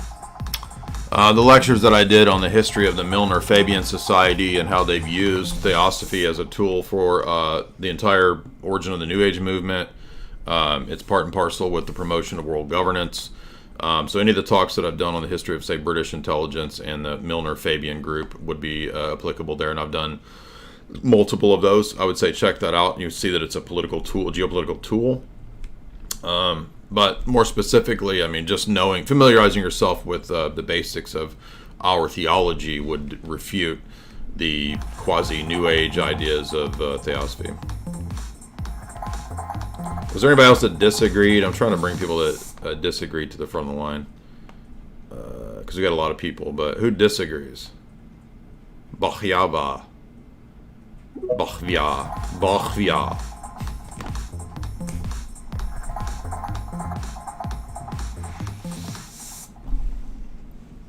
Bob, yeah, what's up? I'm mute. Hey, can you hear me? Yeah, barely. What's up?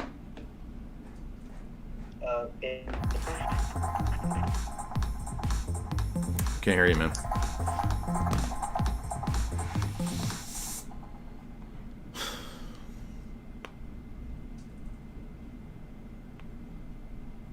Jordan?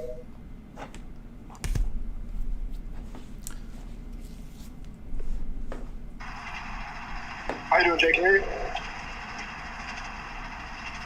Yeah, what's up? Yeah, so I live in a pretty heavily populated Seventh-day Adventist Mormonism area. Ugh.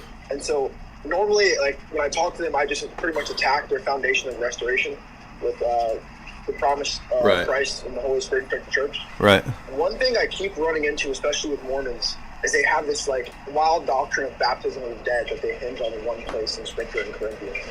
So I was wondering, do you have anywhere, any church fathers who talk about that, or do you know anything about that? Well, I think just from the context itself, you can tell that Paul's not actually saying that you baptize people for the dead. He's saying, if you read it, it's a rhetorical argument that if Christ is dead and not raised, why would you be baptized for the dead when the dead don't rise? Because the whole symbolism of immersion and baptism and resurrection is what the rite shows. So the rite wouldn't make sense if the dead aren't raised. And so people have taken that as if he's saying, why would you be baptized for the dead, meaning we baptize for dead people. So it's a stupid misunderstanding. Nobody that I'm aware of, except for some of the heretical sects maybe early on in the church, believe that it was actually baptism for the dead. Okay. Does that, do you understand what I'm saying? No, I understand, because I think it might have been St. Justin Martyr, who he kind of wrote a response about talking about that context, but it just wasn't very clear to it wasn't a definitive punch, because when you get them to a certain point, that's the last little piece of block that they hang on to to pretty much protect their view of their church, quote unquote. And then a small last question: what would be your kind of typical? Where would you go if you talked to a Seventh-day Adventist or a Mormon? Would it be restoration as well, or would it be something else? I mean, it just depends on what like they are arguing. I mean, I think there's a lot of routes you could take that, but I mean, it's similar to any Hebrew roots type heresy. I mean, it's like, what's your consistent principle for what you think carries over and doesn't, right? Like, why would we think that these dietary laws are somehow something that carries over? Why would we think that the Saturday Sabbath carries over when there's not a consistent principle as to why and what carries over? It's just sort of arbitrary. And every sect and every cult arbitrarily picks those things. Like Jehovah's Witnesses say, you can't, the blood transfusion laws of Leviticus carry over. Why? How do you know that? Why do you think that? Why don't the dietary laws carry over, right? Do you hear me? Yeah, so I can hear you. So, like how, I guess, both in Mormonism and Seventh-day Adventists, they have like this arbitrary standard of what the necessary ordinances for salvation are that they restored. So pretty much along those lines and stuff like that. Well, again, yeah, just like what I'm saying, like with SDA, they have arbitrary selections about what things of the ceremonial Jewish laws carry over. And I'm just saying there's no consistent standard as to what those things are. Every sect has an arbitrary approach to that. And so give me the consistent means by which you know that the blood transfusion laws carry over, but the dietary laws don't, if you're a Jehovah's Witness. Or the dietary laws carry over, but the blood transfusion laws don't, if you're a Seventh-day Adventist. It's just arbitrary. And every sect comes up with these stupid arbitrary positions that they base their sect on. Now, again, to go back to the text, if you read what Paul is saying in the context, it's literally just a rhetorical statement.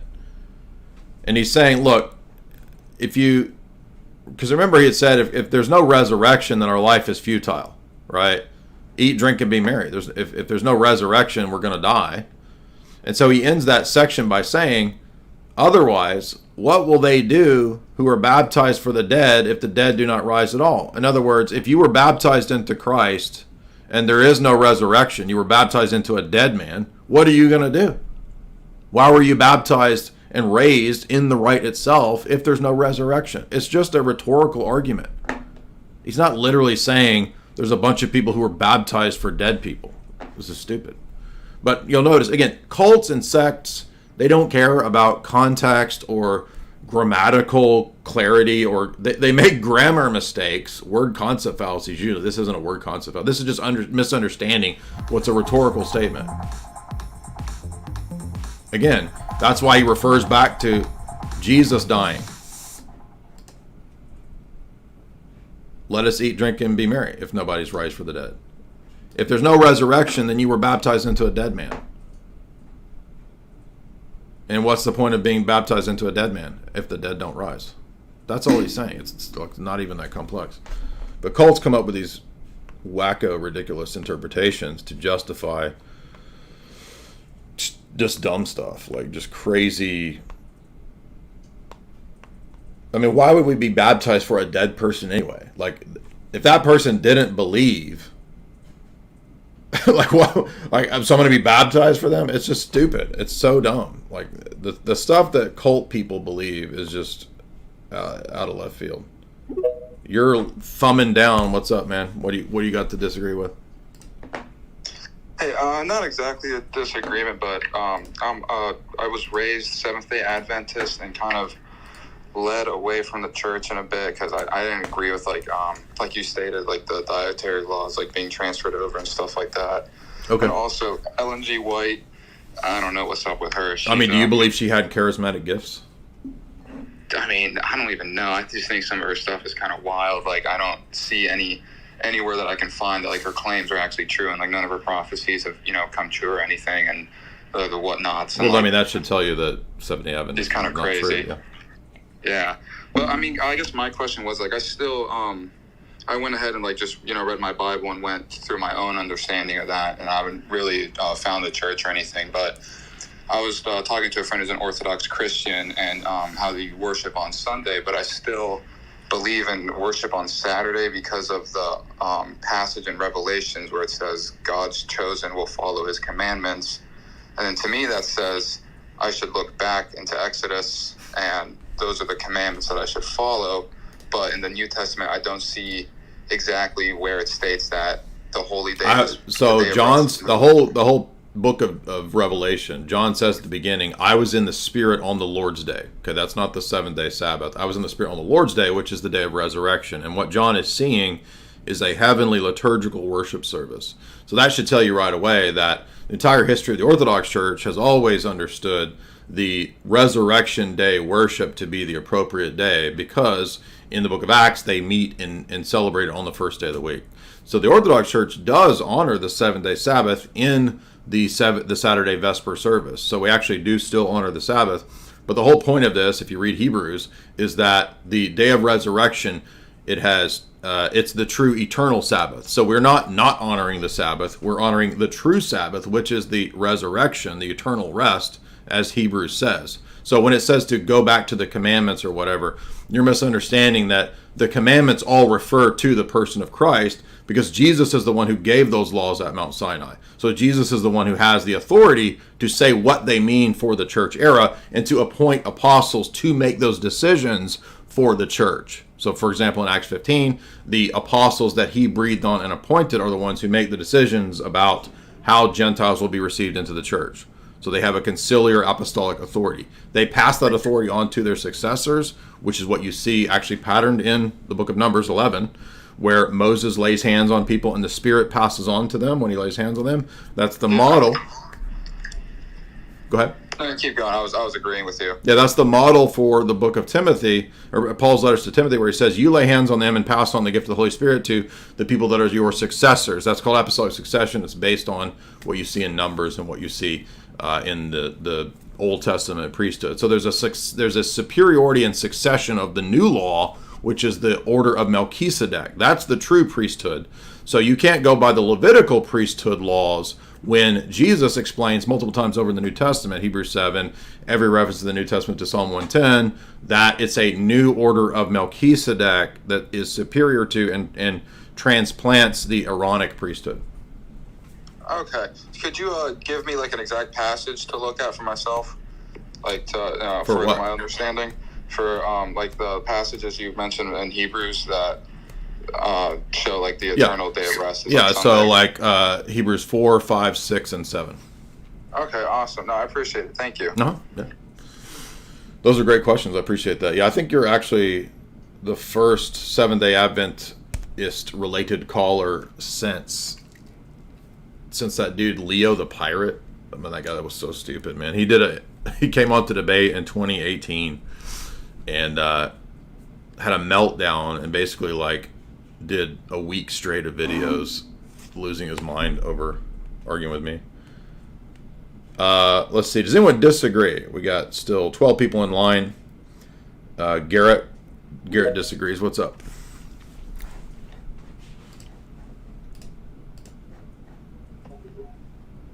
Here? Mm-hmm. Oh, Jay, I was hoping to piggyback off of that guy's last question. What about when we had a different calendar, 28 days in a month and 13 months in a year? I can't hear you, man. What? What about when we had an older calendar, when it was 28 days in a month and 13 months in the year? Are you talking about the Orthodox old calendar? The old calendar of the world that the world used to use, and then that would have been why the day of rest would have been on Saturday instead of Sunday. I mean, we use the Byzantine calendar. We have the old calendar, the Orthodox Church. So I don't understand what your argument is. Like, should we go by the Jewish lunar calendar? Is that what you're saying? No, I'm just asking if when we had an older calendar that the day of rest would have been on Saturday instead of Sunday, and then with the new calendar that they inverted that or changed it. Whose new calendar? Julian calendar? Roman calendar? Maybe the Gregorian or something? I don't think that has anything to do with the seventh day, though, because the seventh day goes back to Genesis, so I don't understand the argument. Oh, it was just a question. Thank you for having me up. Yeah, I don't know, man. Let's see. Moving on. Radu, what's up?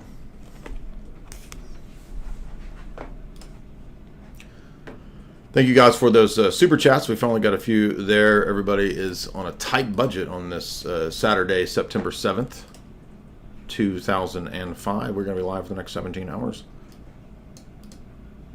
What's up, Rod? You got to unmute. Hey, can you hear me okay? Yes, sir. I've got an orthodoxy question, if that's allowed. Sure. It's about relic worship. And I know you say to ask priests, but here usually they give more spiritual guidance than theological answers. Like, the priest would never have given such an answer on, when the Sabbath is. So it's about relic worship. I don't know if you've seen it, but there was a video going around of a priest dipping a mummified foot in water.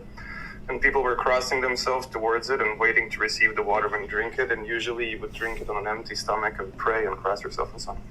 The point is to sanctify the water with the dead foot, I guess. And I thought that looked pretty pagan to me.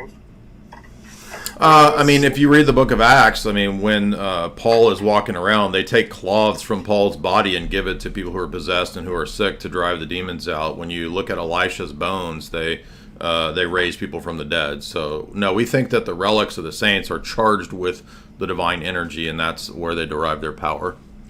I see. Thank you. Yeah, I thought, because I saw the talk you did, or part of the talk you did with Jonathan Pageau, whether it's sort of you were talking about appropriating symbols and such, and I thought it's sort of a pagan practice that has been integrated into Orthodox. Well, let's be clear here, because this is a point that a lot of people make that has to be delineated, that I think I'm not talking about you, but like a lot of times, like Protestants will say, "Oh, that's quote pagan." Well, that's kind of an obfuscation, because there's all kinds of things that existed in the pagan world which are not necessarily evil or bad or idolatrous. That's why it's much more precise to say it's not so much whether it's pagan or not, it's whether it's idolatrous or not. And so, no, we don't think that the veneration of relics and the bodies of the saints is idolatrous, because we're not giving them worship due to the Creator. They're in fact divinely energized by the energy of the Creator. I see. Thanks. So it's an act, right? It's what? The bones. What you said about the bones, I should look for it in Acts. No, in Acts it's the cloths from the body of St. Paul. In the story of Elijah, it's the bones of Elijah that raised the dead. Okay, thanks a lot. Yeah, let me find the exact reference. It's Acts 19:12. I can figure out bones of Elijah if I Google it. Well, I don't mind showing it to the audience, because I'm sure we have plenty of Protestants who are bones of Elisha, 2 Kings 13:21. Thanks a lot, man. I said Elijah, I meant to say Elisha, so I was wrong. Thank you. Uh-huh. Greetings. Greetings from Paul.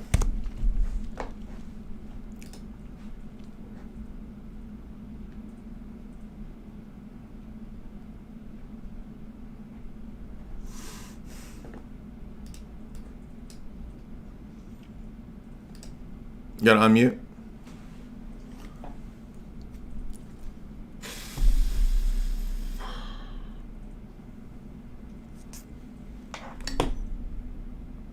You're thumbing down, so I don't know if you disagreed or what. Like, what did you want to come on, dude?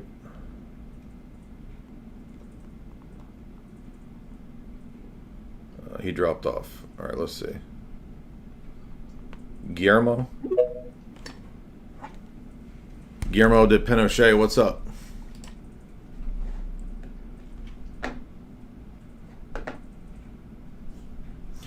The Muslim airbender for $5. Why you run from me? I have more breath in my lungs. I'm terrified. That's why I'm scared. That's why I ran. It has nothing to do with not being able to understand 95% of what you said. It's only because I'm scared. Guillermo, you gotta unmute. Oh, really? No. Hello? Are you calling from 6 feet under? What's up, dude?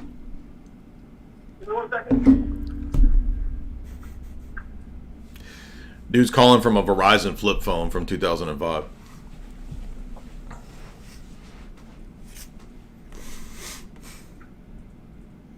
you hear me? Sorry, dude. I come right back. I'll bring you up next. I dropped you as you were coming on. You want to try again? Greetings from Paul. I'll go to you next.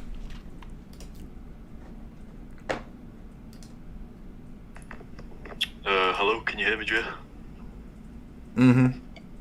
Yeah. So I have three concerns, I would say. And my first concern is on the book, The Bodies of God by Benjamin Summers, that you suggested. Mm-hmm. And in particular, chapter 2, where Summers brings in Genesis 18, and he says that the juxtaposition of the two passages that Yahweh manifested himself and then 3 men came towards Abraham implies that God manifested himself as 3 men, right? And I don't really disagree with that, but well, I don't think God manifested as 3 men.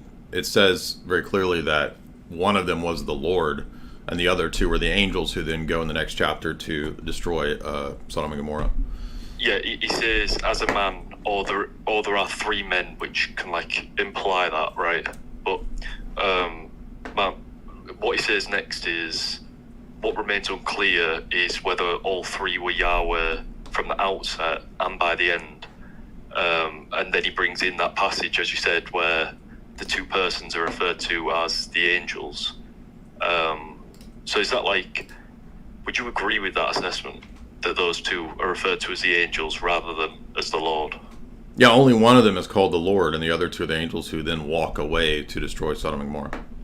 Yeah, okay, yeah. And by the way, Summer is a liberal Jew, so when I'm promoting his book, it's only because he admits that the Old Testament texts clearly teach an embodiment and a theophanic principle for Yahweh. It's not because I'm saying he's correct in his theology. He's a liberal.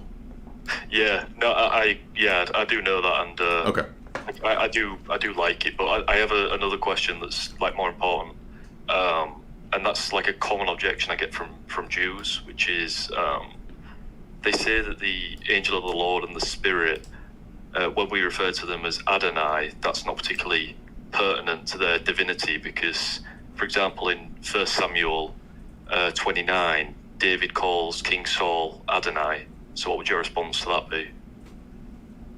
Well, if that was the only usage, that might be an argument, but it clearly says, for example, that Yahweh turned his face to Gideon. So the angel is not just called Lord, he's also called Yahweh.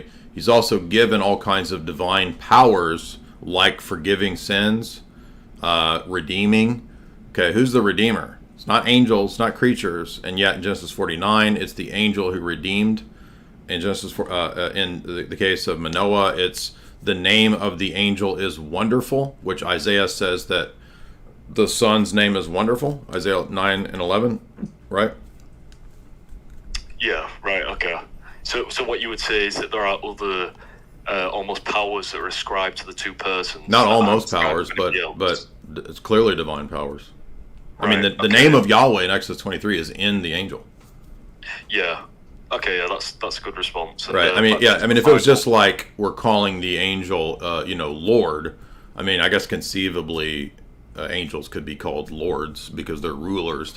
Paul calls them dominions and principalities, right, or something like that. But to call them Yahweh, to call them Wonderful Counselor, Mighty God, etc., those are more specific divine titles.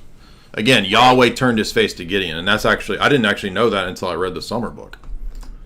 Yeah, I didn't know a lot of this. This is all, it's kind of we did know it, but we've never really appreciated it. Or at least I didn't until I read it, right. Which is, so it's quite eye-opening. But yeah, my final one was on tag. And a common objection you get is that you haven't disproved every possible individual objection to it, right? And then you say that, well, I don't need to because there's only a limited number of steps you can take, right? Like a chessboard. Mm-hmm. So there's only a certain number of moves you can make. Sure. And you just need to disprove those moves to rule them all out, right? Mm-hmm. What about a move that hasn't been observed yet, right? That's you might say, well, I know all of the possible moves that you can make. What about a move that you don't know about or that you can't know about? What would you say to that? Well, it's missing the point that there's only a certain number of questions or places that you even could start a worldview. So even if you came up with hypothetically some objection or some starting point that we haven't thought about, it's not going to really matter because, for example, any position that I take about, if I set up either or questions like, do you think the universe is teleological or disteleological? Right? That's a binary that either way you answer that is going to immediately determine many other aspects of your worldview. So do you see how any either or question that's a first principle, we could call it, for a worldview, it's automatically going to determine quite a bit about your worldview. And right away, you're already going to be stuck in a bind. So for example, the way that I answer that question, if I say, well, the universe, I think, is random, chaos, and chance. It's disteleological. It has no ultimate purpose or movement to it. If you go that route, you all already boxed yourself into a bunch of problems. Do you see? So I think it's just missing the point to say that, well, what if there's some other possible worldview? But there's not going to be that many possible worldviews or answers to intentional either or questions as first principles. So basically, they couldn't postulate another position because it would still belong within some of those transcendental categories that you list, right? So like teleological ideas surrounding teleology and that kind of thing. Yeah, like does the universe have a beginning or is it created? Excuse me, Yeah. Is it the universe eternal or does it have a beginning? Are ethics objective or are they relative? Is there an external world or not? It's like any of the ways that you start to answer these, like you're immediately boxing in. You're not going to have infinite number of ways to go about answering those, because every worldview is forced into a limited number of starting points. Is the point? Yeah, no, that's great. Really, thank you for that, Jay. That's Yeah. really Another way that Father Deacon goes about arguing it, which is a little more challenging to convey to atheists, is he actually argues that it doesn't matter what the other worldviews are. If you put it into a disjunctive, it's the Orthodox worldview or any other worldview. So it's literally an either or. And I think it's just more challenging to try to convince the atheists of the disjunctive. But you could argue it that way, which he just argues that, well, in my argument, it's the Orthodox position or any other position. Yeah. No, I understand that, yeah. And I won't downvoting because I disagree. I just wanted to get your attention. No, that's so I fine. could get on. That's cool. Yeah. Yeah, great questions. Appreciate it. Great questions. Let's see. Geo.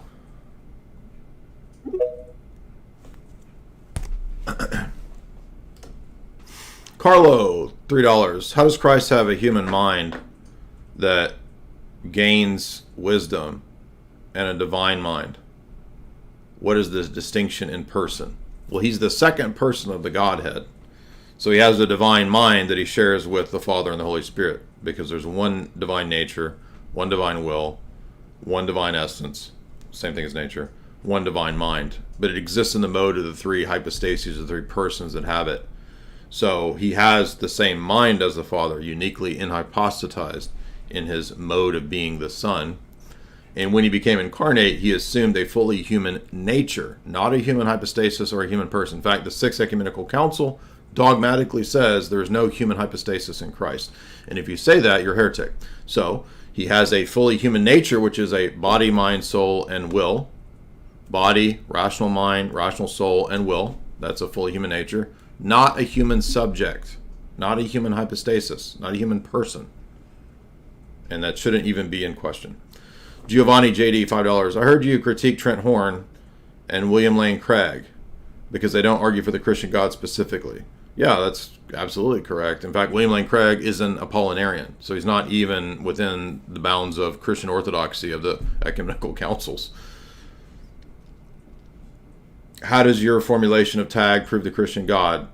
Again, the refutation of the universals and the phaser position, the whole stream is about that. It's an argument for the Christian worldview. The Christian worldview includes the Christian metaphysic. That's how it refutes the metaphysical errors of the other worldviews. And there's no such thing as a common generic theism. So what Trent Horn and William Lane Craig are arguing for doesn't exist. $5.55. Why do Catholics think that a spiritual heart loves us by its own, the Sacred Heart of Jesus, and that it exists?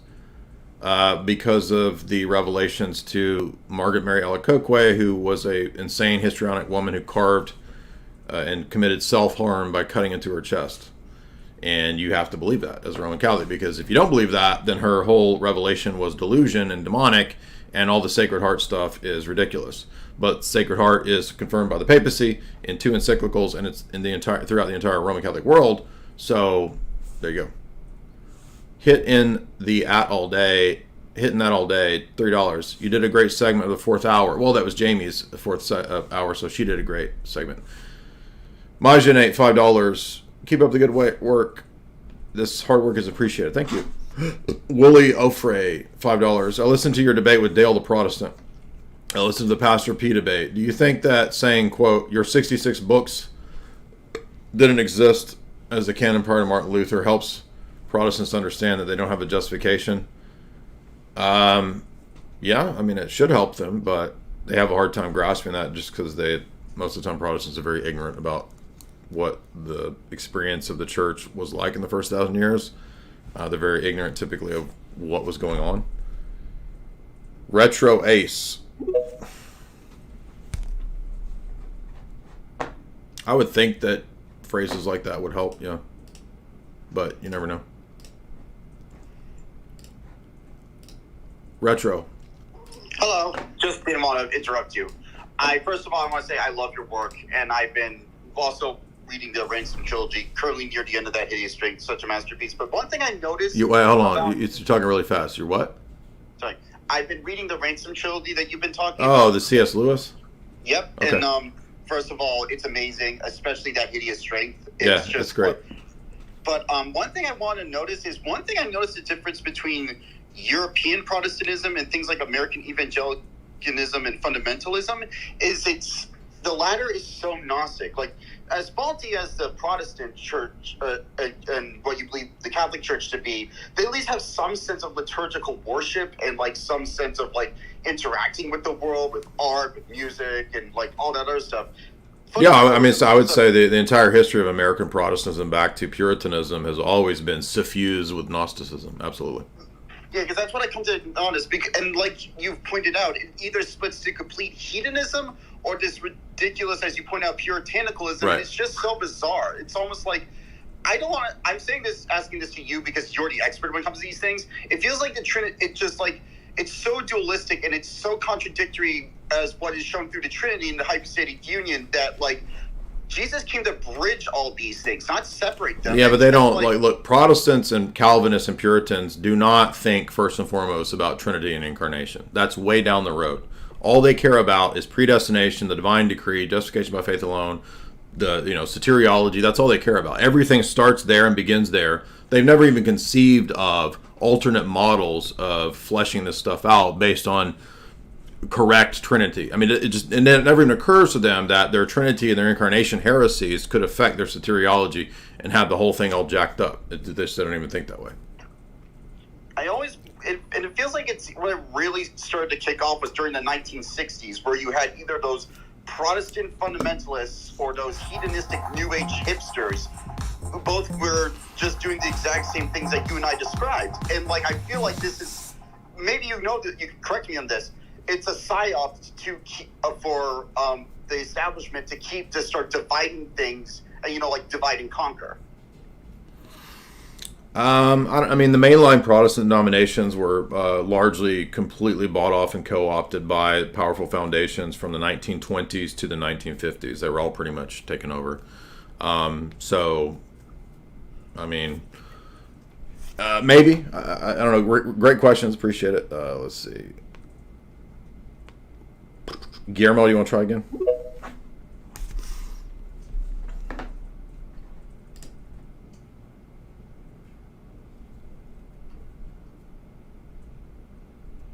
Guillermo de Toro, what's up? Hello. Can you hear me? All right, perfect. Well, I just want to know if I can ask a geopolitical question, if that's okay. I guess. I mean, it's theology debate, but I mean, I could wait for another stream if you like. I don't mind. What is it? Well, I just wanted to know your opinion on what happened in Venezuela about, like a month ago, with the elections and everything. I don't know much about that except that Mike Benz shared a thing saying that the Biden regime was cooperating with the socialists. So that's about all I know. But seems like for Latin South America, seems like either way they go, they're screwed. Like, so if you go with like libertarian neoliberals, then you're under the slavery of the IMF. And if you go with the socialists, you're under the slavery of. So it's like there's no. They're caught in the dialectic perfectly. It sounds like to me, but I don't know. Ask Tristan. Tristan knows all about that. He's like expert on that stuff. Does anybody disagree? So we're looking for people who disagree. If you want to argue against the Orthodox position, if you want to promote the Islamic position, if you want to promote the Protestant position, if you want to promote the Catholic position, if you want to promote the atheist position, if you are pro-Hebrew roots, pro-Gnostic, if you're pro, what else is there? Judaism. If you're pro, looks like Jose is pro something. Jose is pro what? Taco? AJ, just have a couple of quick things I want to throw at you. So, in debating Muslims, a lot of the time you'll hear, Bible is corrupt, and, they will never specify what that actually means, because that's quite an extraordinary claim. You'll have to say who corrupted it, when was it corrupted, at what point, right? You'll never hear this, but the one consistent theme that I do seem to hear is this idea of, quote, Pauline Christianity. And I did a little research into it, and I guess the claim is that, since Paul was not one of the original 12 apostles and claimed to see Jesus in a vision after his death, that, this wasn't of divine origins, that they claim it might have not been of divine origins. And well, when the Quran's in 355, when the Quran touts, this is Sam Shamoon's point, when it says that your followers will be exalted above the disbelievers, there's no specification that, except for Paul, it just says your followers will be exalted above the disbelievers. Right. But as they say, since so many of the books of the New Testament are from Paul and people that followed Paul, yet he was not one of the original 12 apostles, so it's not like Matthew, Mark, Luke, and John. Well, I mean, that's how do they get to set up the arbitrary criterion of whether Paul's like? Do I get to say? I mean, they're not going to listen to me when I say, "Oh, but Muhammad is not a prophet because of our criterion." So they're taking their arbitrary criterion and saying that only these people are the prophets. Well, it says who? It says you. Well, why do you get to say what the criteria of prophet is? You're not going to accept my criterion and debate as to what Muhammad's prophet status is. So that's a silly argument. It's arbitrary. How do we know that only the people that were in the direct presence of Christ are considered apostles? Exactly. And I'd also say that, to strengthen that claim, although it isn't strong anyway, you would have to, it would make sense if Paul was preaching things that Jesus himself did not preach, when you actually find that Paul is perfectly in line with what the church teaches and what Christ taught during his ministry. So yeah, absolutely. If he was someone who was trying to dissuade Christians or pervert Christianity, he was doing an awful bad job at it. I would be interested in the origin, because again, in Quran 355, there's nothing here that says only the originals and not Paul. Like, if that, where does this argument originate? Is it a hadith? I don't know. I'm asking. Maybe there's some hadith where somebody says, "Oh, Paul corrupted this." This sounds again. My suspicion is that's just another place where they arbitrarily pick higher critical scholarship to say, this proves the Quran, when it's a double standard, because they don't ever listen to any of the higher critics that talk about the Quran being ridiculous. Right. And one last thing I just wanted to say. I think a new vector of attack, you might want to explore is this idea that Muslims presuppose that Muhammad was an illiterate Bedouin, right? The assumption being is that the revelations must be divine because he simply could not have come up with that all on his own. In his life, it was known that Muhammad was prominent in Mecca, and he supposedly traveled hundreds of kilometers to Medina. He led armies. He was a merchant. He was a trader, and so on. For all these things, it requires some knowledge. You know, warfare requires planning, supplies, logistics, and merchantry and trading sort of requires a knowledge of math, arithmetic, bookkeeping, and things like that. So I think maybe there was some embellishment over the years by Muslims to strengthen the claims of his divine revelations by emphasizing that, oh, he was just an illiterate desert dweller, to try and make what he was saying seem more unique. But not only that, it's not the fact that he couldn't read or write. Like, that's not an extraordinary claim, because a lot of people in this time everywhere in the world could not read or write. A lot of people were illiterate, but that doesn't mean that he could not speak and listen. And it's very likely that he simply regurgitated certain Bible stories. No, I mean, it's a perfect explanation for why he jumbled up and misunderstood basic things that are in the scriptures. Yeah. Just like how he mentions in the Quran that the Trinity is Jesus, Allah, and Mary, or the passage that talks about Jesus speaking in the cradle, professing his divinity. This is stuff that is a blatant ripoff of Syriac infancy gospels that were rejected as forgeries and Gnostic nonsense by the church. Absolutely. And the Gabriel Said Reynolds book has 10 key examples of biblical stories that the Quran jumbles up and mixes up and confuses. What book was that, sorry? Gabriel Said Reynolds. I cited it in my Daniel Hakikachu debate. It's a famous book on 10 or 15 examples of notorious cases where the Quran completely misunderstands and jumbles up the older Torah biblical narratives. Okay, I'll check it out. That's all I got. Thanks, Jay. It's weird because, clearly some of these things are from the Talmud, the Seven Sleepers of Ephesus, the Testament of Abraham. They're from these Gnostic, Talmudic, and pseudepigraphical texts. And what we're supposed to believe, no, actually it's not. They're actually divinely revealed. Remember the guys who called in the other day saying, yeah, the Quran teaches Neoplatonism, but that has nothing to do with Plato and Plotinus. So my assessment, as we were discussing the other day in one of my chat groups, I think that if you really want to understand what Islam is, it is a conglomeration of Arian and Nestorian Christianity, Arab pagan elements, the Talmud, pseudepigraphical and Gnostic texts, and and elements of Greek philosophy. So they'll actually act like atomism. Greek atomism is not from the Greeks, it's in the Quran. Allah revealed atomism, even though it's centuries. Are you noticing a pattern here? So the stuff that's in the books centuries earlier is from the Quran. And that's why the Quran has to come and fix the mistakes from all the stuff that came before.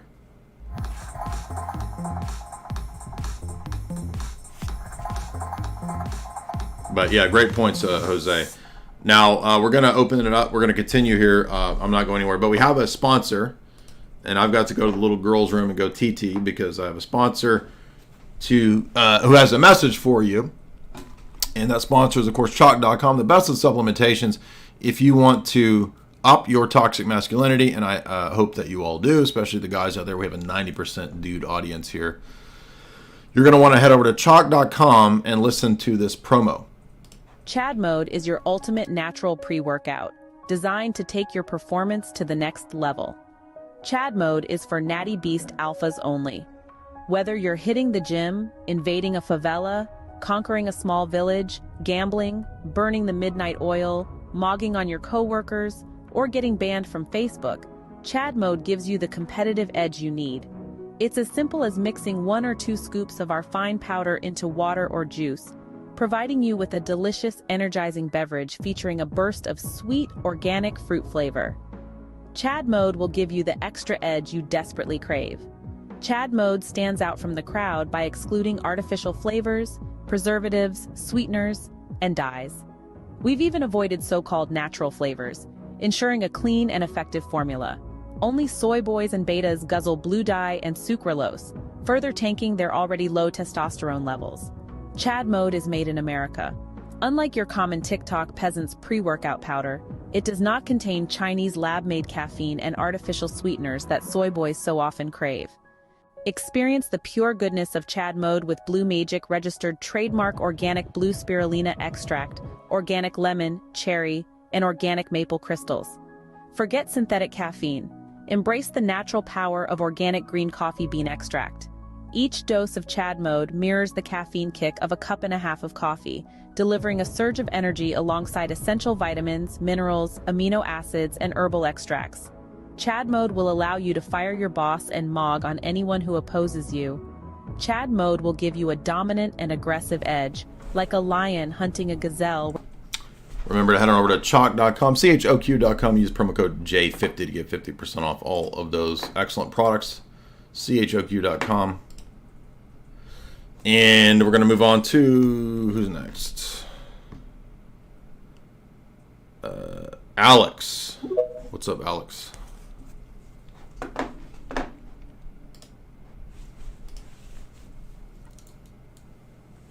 You gotta unmute.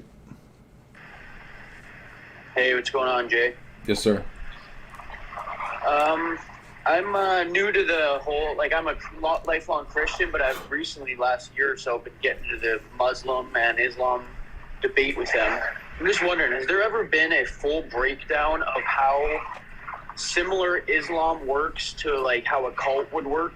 Like, that's all I can see is, like, how much it resembles a cult. The way, the tactics they use to, like, almost trick these, like, people into believing complete nonsense. Like, the fact alone, it was written 600 years after the Bible, and they have to use the Bible in order to, like, justify the Quran. Like, that is complete takeover, like a cult takeover to me. Is there any comparisons been done? That's a good question. Probably Sam Shamoon has somewhere covered how it's like a cult, because he does a lot of analysis of pointing out how it's, you know, pagan, has roots in paganism, even though it pretends to be this sort of monotheist, pure monotheism. Sam has a video called Exposing the Islamic Cult, so maybe that video covers it. But I mean, somebody should do a parallel comparison with Mormonism too, because there's so many parallels between Mormonism and Islam. It's just kind of uncanny. It's like the same. It's like the same spirit or something, because you'll notice, like, just like Islam, right? Joseph Smith says, the Bible's true, but only when it agrees with the Book of Mormon. You see, because it was corrupted. I'm here to purify and fix everything. So. And I can prove it with the Bible when the Bible agrees with my book. I mean, it's really low tier type stuff, but you'll notice how many people fall for, I mean, that's an obvious fallacy, right? Like, that's obviously ridiculous, but yeah, you're right. I don't know of a specific breakdown. Like, I'm sure there is somebody who does that.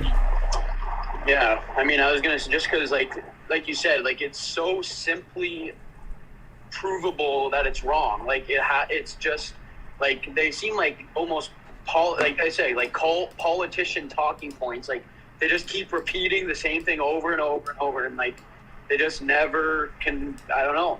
It might be due to the inbreeding. Like, with all due respect, I feel like that is a major problem with why they're stuck in kind of this perpetual cycle.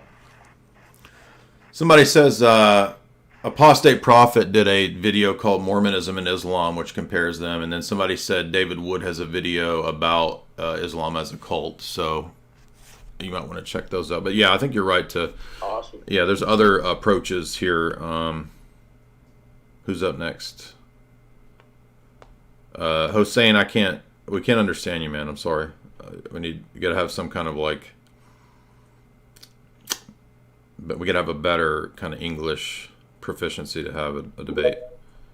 Mr. Siriani or something.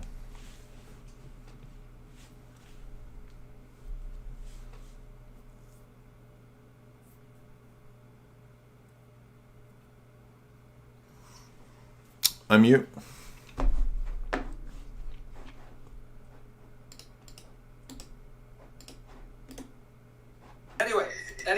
question, God Soldier?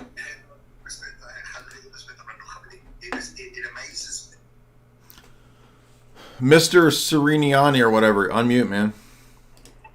Yo, what's going on? What's on your mind?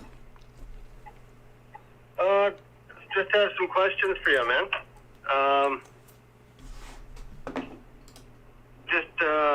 I'm wondering about what will you think about the position that same epistemology as Christianity, but without the Bible and without Jesus being God? Well, it wouldn't be the same epistemology, so what do you mean? Well, basically, if someone was a theist, but they didn't believe the Bible was true, or that Jesus was God.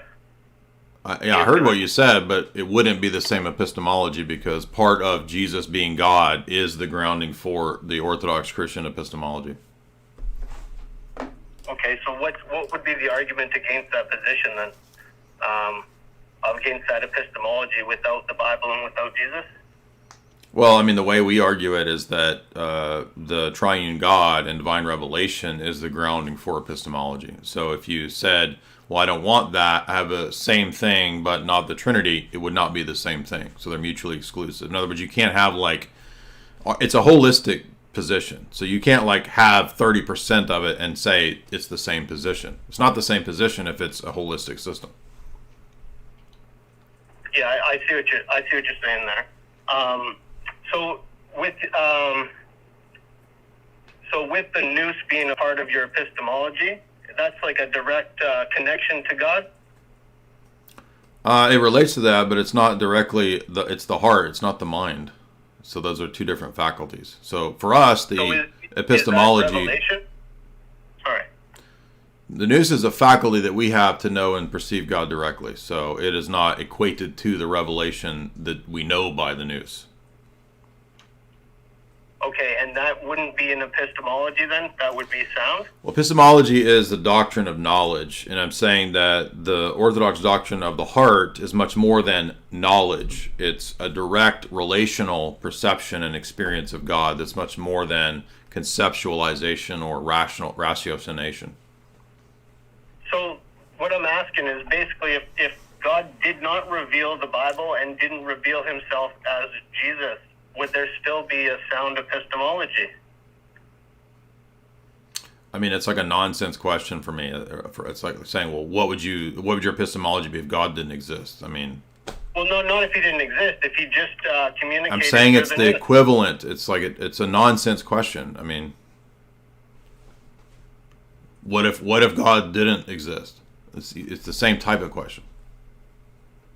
Well, I'm saying if God existed, but he didn't reveal himself in a person or a book. Then it wouldn't be God. We wouldn't know that God.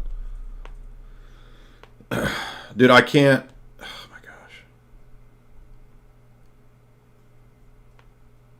That Muslim guy keeps coming back. We cannot understand you, dude. And you keep popping up here.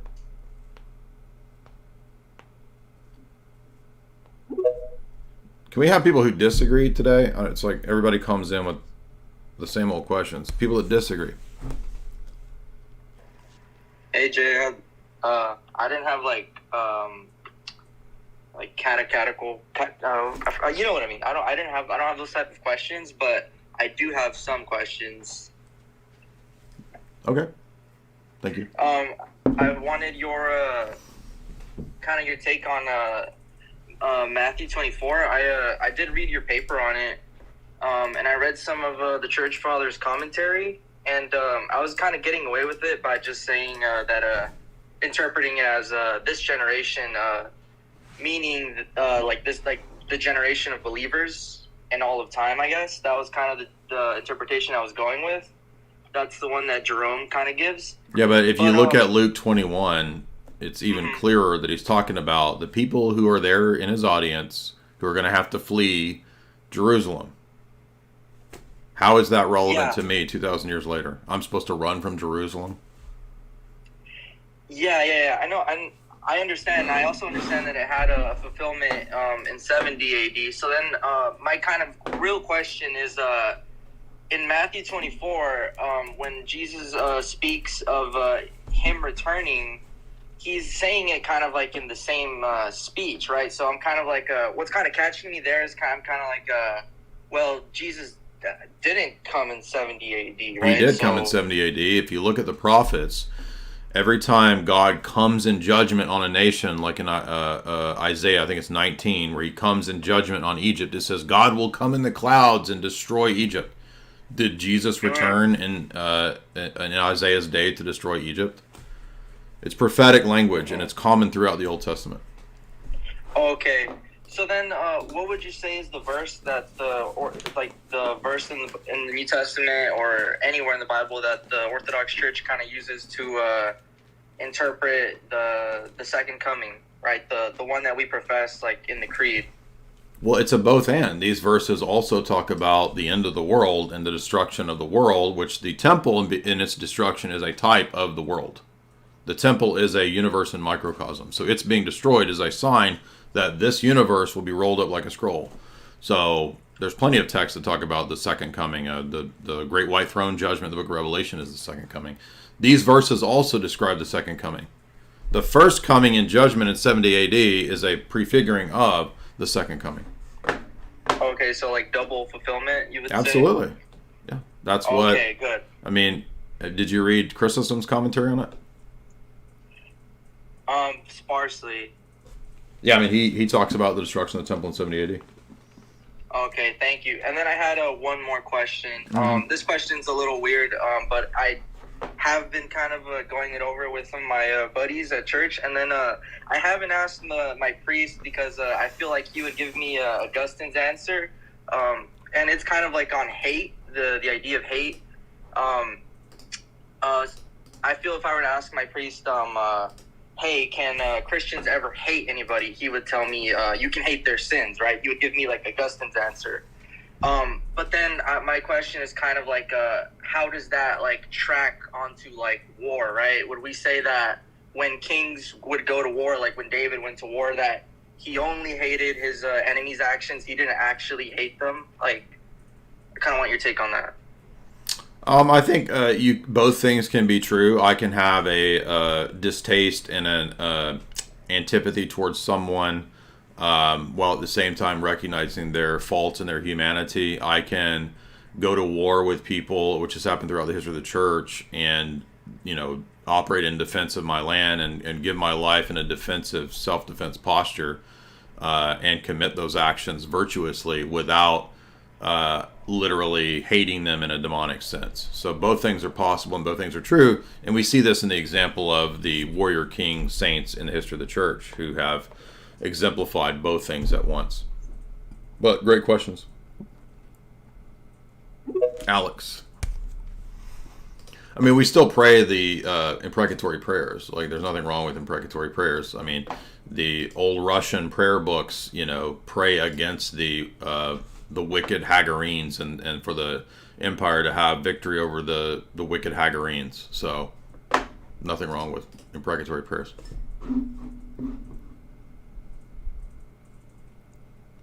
Alex, you got to unmute. Hey, sorry. Sorry. So I just kind of want your take. This is I was listening to a Muslim Christian debate with Sam, actually. And the Muslim debater, he brought up Ezekiel 23:19-21. And honestly, he did bring it up for the shock value, as Sam mentioned, but I got to admit, it did kind of shock me. And hold on, Ezekiel what? Slow down. Ezekiel what? 23:19-21. Okay, hold on. Let me pull it up. Yeah.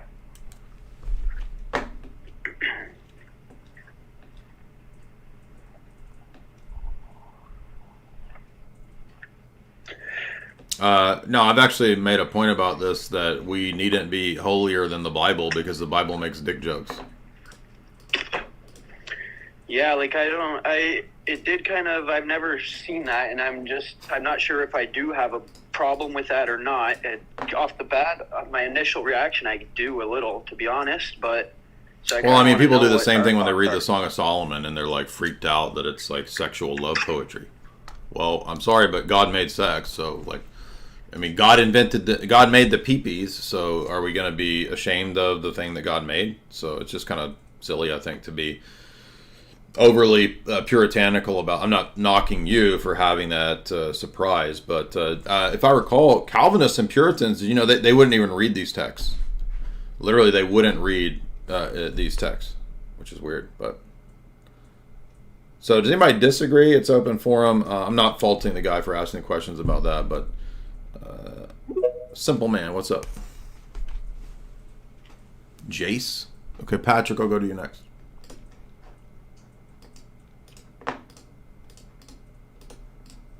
Remember when this came up in the Azra Rashid debate, right? He's like, God not come through vagina, dirty. And I'm like, oh, you mean the God that made vaginas? It's like, you didn't think about that? Like, Jace, what's up, man?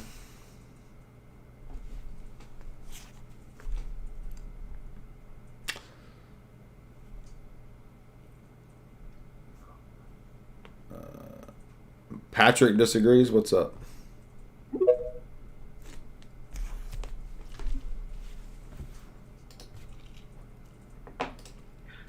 Oh, finally. Yeah, so I had to appeal to desperate means, but I do have a legitimate question. But before that, I have to give some context first. So I recently had a catechumen interview with a priest who was. I told him about the essence-energy distinction and about the transcendental argument, and he seemed very dismissive towards that, and almost like he supported a relativistic worldview. And also I have to ask that there came this symbol of the Jacobean triangle and eye that's on the church. So is that an Orthodox symbol? A lot of churches have used the Eye of Providence to signify God's omniscience. It's not necessarily a Masonic symbol. Sometimes it's used by Masons for their idea of the great architect. I don't think. It could have been the architect was a Freemason. There's a lot of possibilities there, but it's sad that you encountered an Orthodox priest who was that liberalized. Yeah, and it's very interesting because all of our icons in our church, and it's a relatively big church. It's the biggest here in Finland, and all of our icons are heterodox. Oh wow! And I even think that I went to the Saturday vigil today, and I even think we prayed the rosary. Oh man! But I'm not sure. Is it a Western Rite? What jurisdiction is it? A Western Rite church in Finland? It's an Orthodox church, and no, what jurisdiction? I have no idea. It says Ecumenical Orthodox Church. That's the name of the church, is the Ecumenical Orthodox Church? Yeah. Okay, that sounds like a non-canonical group. So you don't have to dox your church, but I've never heard of that. Do you mean that? No, but yeah, please don't kick me yet because I have more stuff. But I looked up the LinkedIn profile of the priest I had the interview with, and he has had an interview or his theological education from some place in Yonkers in New York. Yeah, this sounds like a made-up thing. I don't know. Yeah, it's a legitimate company. It's something. Hold up. Company? Pull it up. Yeah, they do theology education. Hold up. But it's a big church. We have 20,000. Do you mean that it's under the ecumenical patriarchate? Yeah, I think that because we have the ecumenical patriarch Bartholomew visit us every year. Yeah. Is that your only option? Is that your only option? That sounds pretty terrible. No, it's legitimately my only option. Oh. And it's Saint Vladimir's Orthodox Theological Seminary in New York, where he had his education. Okay. Yeah. And I just wanted to ask, my question was just that, what's your opinion? Should I keep going to the church, or? It sounds pretty rough. I don't know, man. That's a tough one. I mean, maybe you can eventually move somewhere where there's a better option. Meow. That's pretty bad. Grant, $10. If you have a chance, what are your thoughts on the TV show The Chosen? I've never watched it. I heard it was produced by Mormons.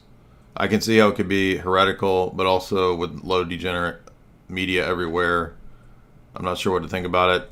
I've never watched it. I couldn't say. Jordan, $5. I can't remember the hadith, but there is a Sahih hadith, and it says that Muhammad was repeating stories from Christians and Jews. Yeah, I think that's certainly the case. I don't know what the hadith is, though. Alex Dumb, 52, $2.22. What's the best start to metaphysics and epistemology and esoteric stuff? I mean, I think orthodoxy is more important than those things, but if you're a student of philosophy, I guess you could read the W.J. Wood trilogy on metaphysics, epistemology, and ethics. Esoteric stuff, you could read my Hollywood books, Esoteric Hollywood 1 and 2. Grant, $10. I'm 26.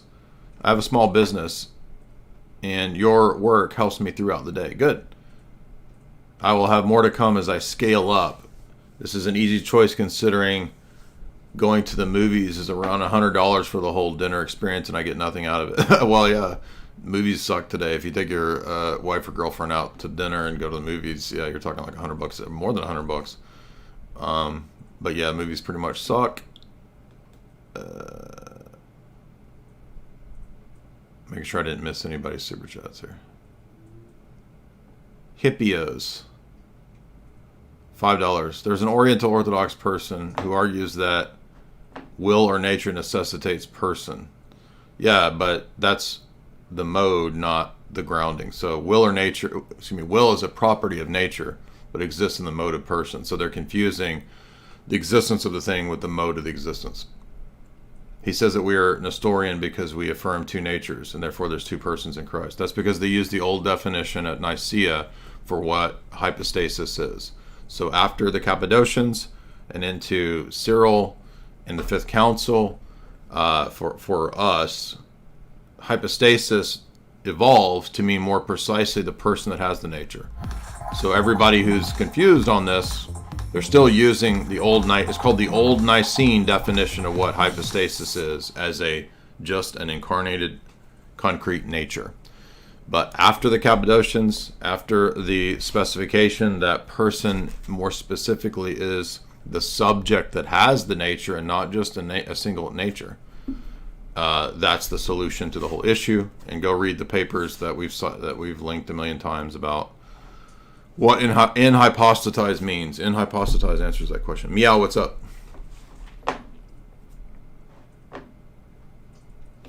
Alex Doom, 52, $1. Yeah, what's up? AJ, why did you remove my main account? I am Hussein. I don't know what you're talking about. I think that you removed my main account. Removed from what? I don't know what you're talking about. From this space. Oh, you mean I blocked you? Yes, I think that you blocked me. Okay, well, probably because you said something dumb. Because I want to say that I think that you said something about my English proficiency, and then you. I don't know who you are, dude. How am I supposed to know who you are? Are you the other guy who wouldn't stop coming back and? I mean, you read like a page of stuff in broken English that I couldn't understand any of it, other than there was a medieval Abbasid who had people come debate. That's all I understood. Yes. Okay. No problem. Is it possible to say something now? Okay. I wanted to say that in some new scholars' view, Quran is in interaction with other gospels, other biblical, that they are not official. There are yeah, I just said that like 10 minutes ago. Yeah. You mentioned that? Yes. Okay, thank you. Is that all? All right, thanks, man. Truth Rising. I wasn't trying to be mean. It's just that you kept requesting, and it was like you're popping up like right at the top of the queue when I'm trying to go to other people. So that's why I removed it, is because you wouldn't stop requesting to speak, and I couldn't understand most of what you were saying. So I apologize for being hasty and removing you. But yes, the Quran absolutely refers to, in many cases, Gnostic Gospels, Pseudepigrapha, other texts. Truth TV, what's up? You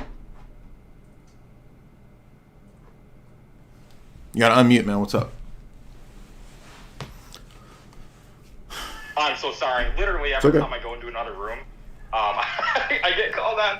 I just wanted to pop up as a speaker and listen for a little bit. But I mean, I do have kind of like something on my mind I wanted to ask. This feels like an appropriate space. Okay. Okay. And I'm sorry if it's not.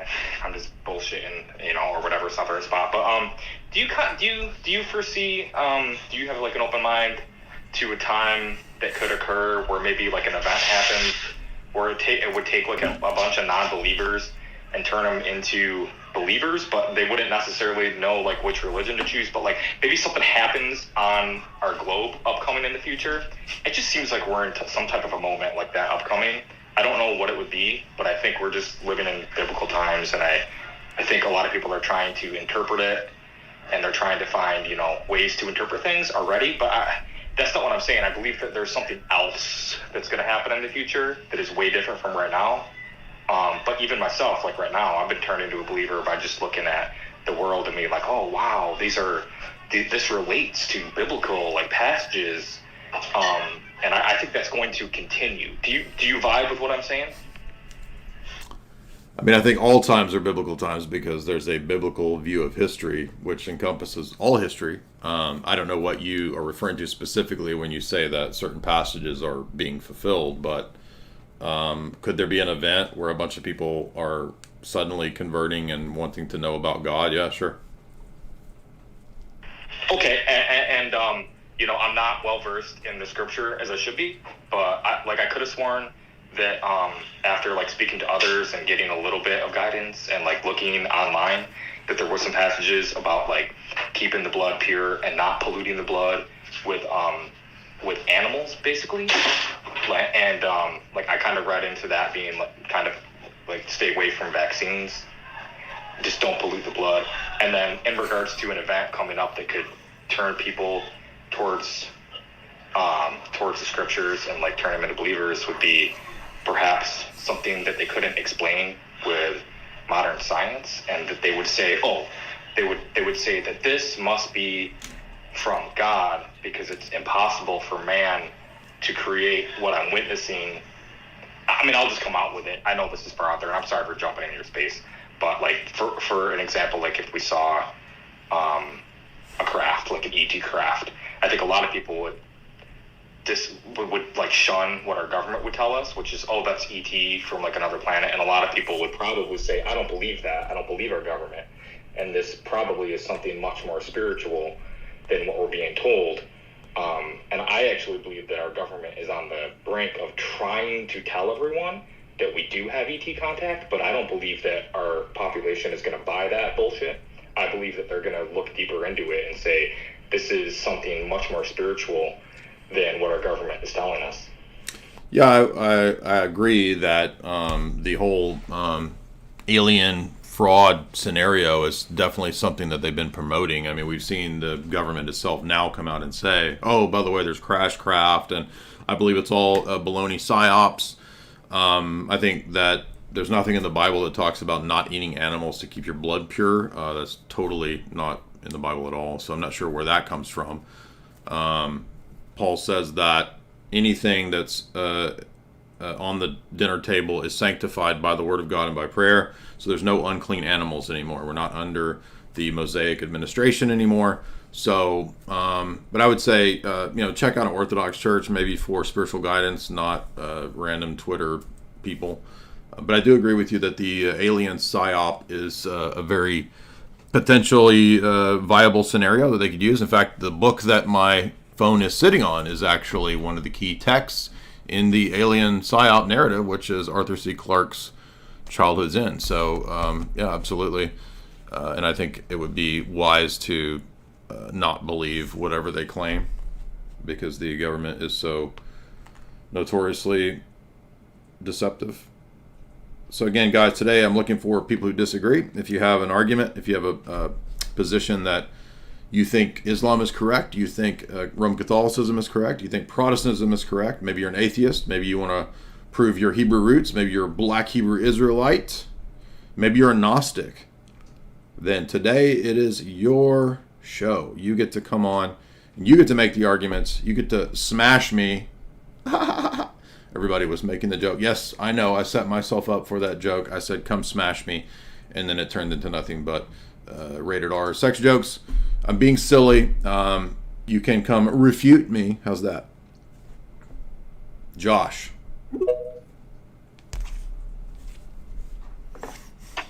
Hello. Yo.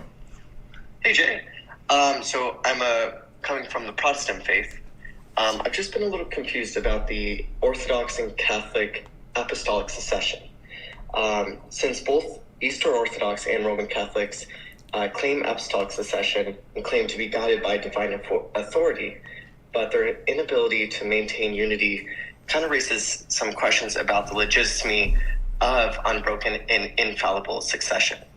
So if apostolic succession does ensure doctrinal that's a fallacy. purity. No, it's not. Oh. So you're thinking about it in a mechanical way, that just having apostolic succession ensures the faith. No, that's not true.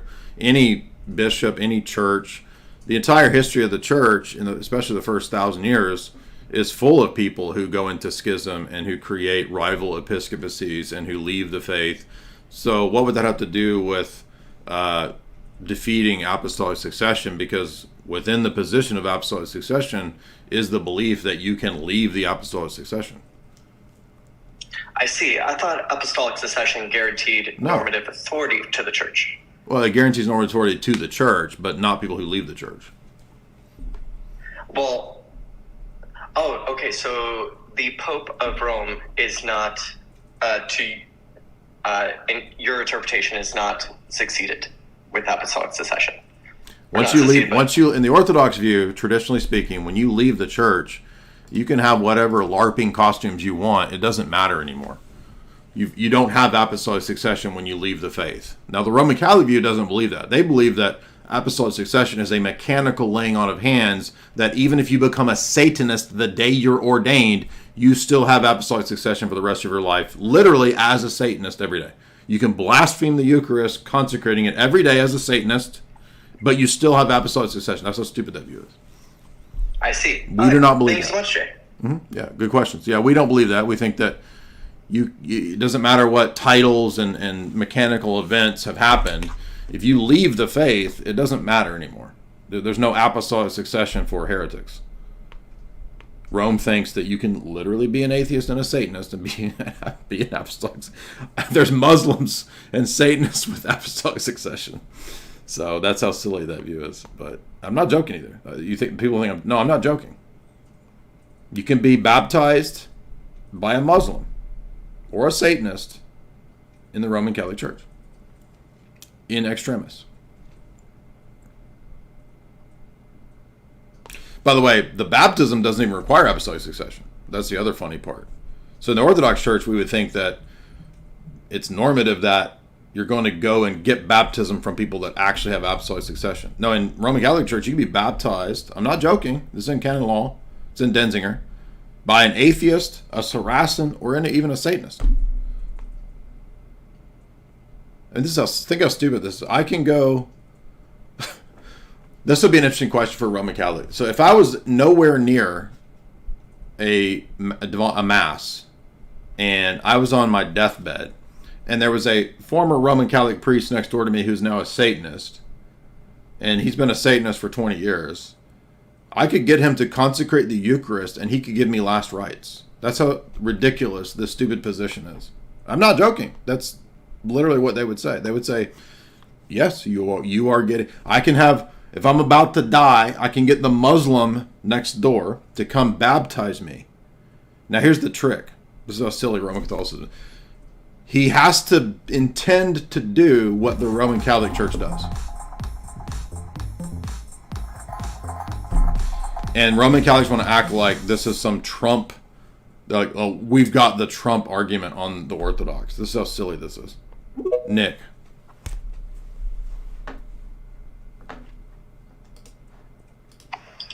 Hello?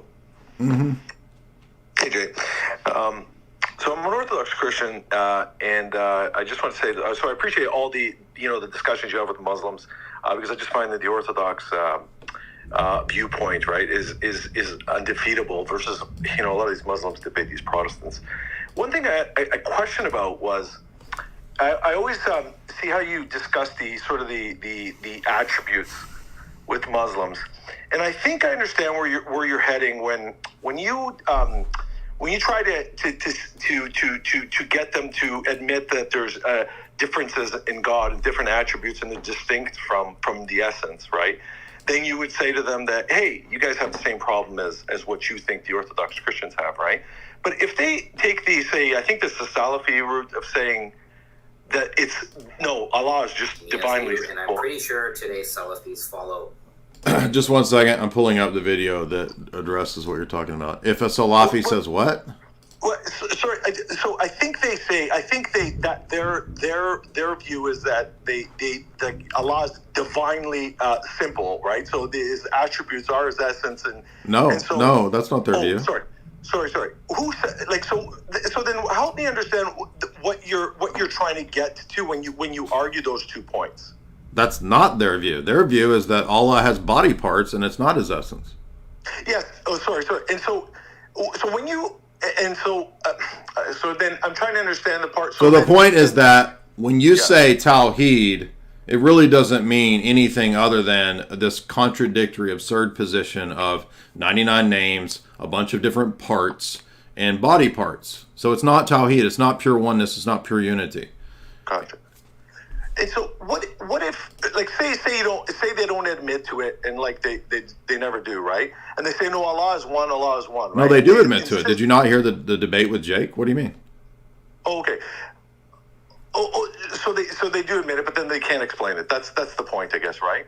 I guess where I thought you were going down the path is if you say take their viewpoint and say no, their attributes are the same as his essence and they're divinely simple, just then are you trying to say that viewpoint is wrong as well, just from a modalist perspective? No. Look, it's just pointing out that first of all, they're playing word games when they act like we all believe God is one and that Islam is united on this. No, they're not. And go watch Dr. Khalil's lecture that he just put up that I shared everywhere on social media, where he explains just the difference, for example, between the Ash'ari and the Salafi, right? So this is like Sheikh Azhar Rashid versus Jake. Maybe Sheikh Azhar Rashid was Maturidi. I don't remember. But the point is that the Maturidi Ash'ari are going to disagree with the Athari, the Jake crowd, that Allah is... that you can read these shin and whatnot in a metaphorical way, an uncreated foot. Okay, but you have to understand that for Daniel and Jake, that is not a metaphor. Allah really has an uncreated foot.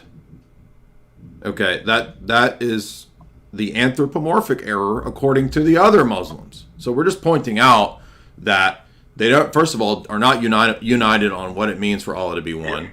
They don't have a consistent, coherent account of what the relationship of the attributes to the essence are, but that's going to depend upon which Muslim you're debating. That's why you have to know these schools so that you know where to take the argument.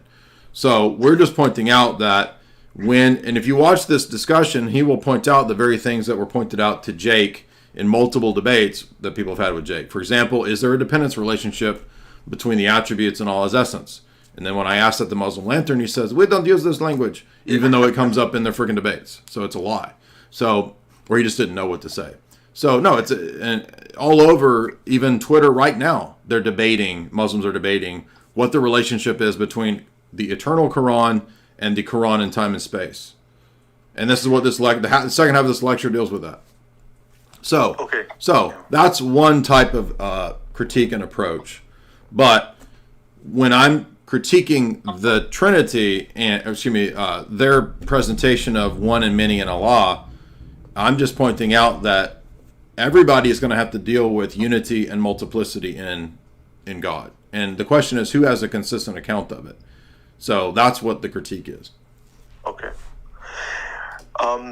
By the way, I've listened to Christian Prince a lot, right? And he always says about the ahad. They always say that the unity ahad means the actual definition of ahad is a unity, not one in simplicity. So it's kind of funny. Even the word itself means a unity, because it says in the Old Testament, it's an Aramaic word. It's a Jewish word where it says that when a man and a woman get married, they become ahad, right? A union. Yeah, I mean, tawhid is to unify, right? That's right. Yeah. That's right. You're right. So there is no Muslim position that takes the sort of purely divinely simple, everything, all of his actions are his essence, or no. This is the some of them do take this position. So let me take that back. So Dr. Khalil argues that in the Shia position, you cannot hold to a real multiplicity. So when he critiques the Ash'ari, he's saying that, no, my Shia position of Neoplatonism is more consistent in terms of divine simplicity and divine unity than either Jake or the Ash'ari. So to be technically precise, the Shia actually have their argument that their position is more consistent. But what's interesting is that when he fleshes this argument out, it's literally Neoplatonism.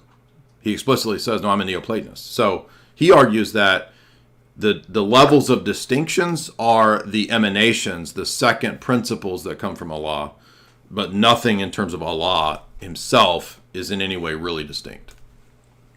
Okay.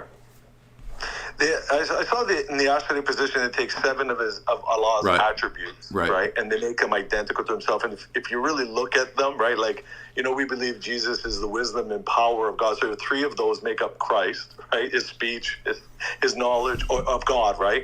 And then the Spirit is we say that it's the Spirit of life, right? That gives life to everything, right? So these 7 attributes somehow sort of make up Allah, but they find our position preposterous.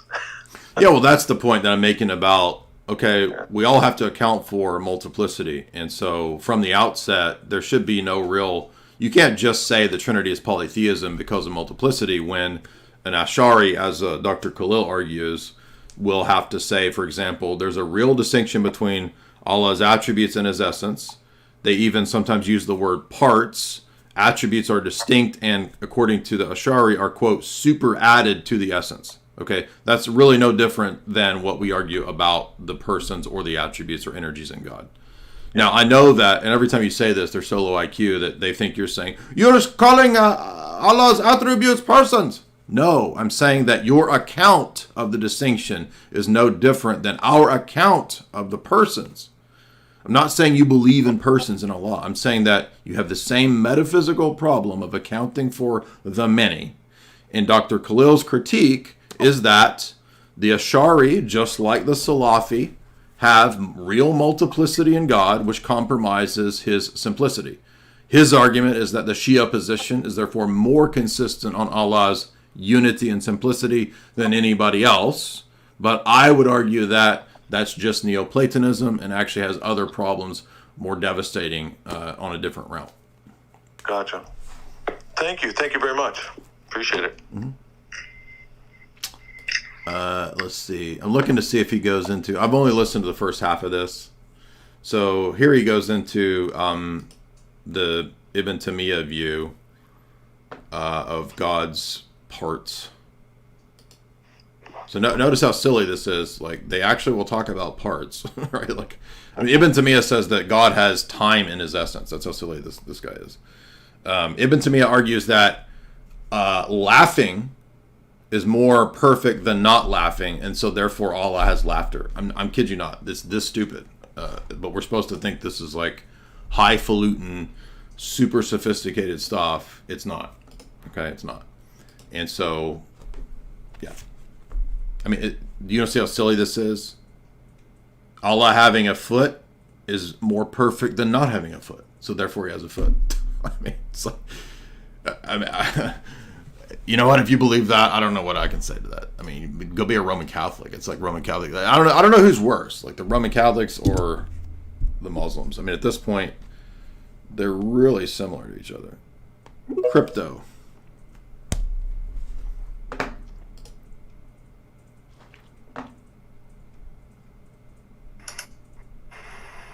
Hello? Yep. Hey. So my question basically is, well, the Quran is a product of its time and place, right? Mm-hmm.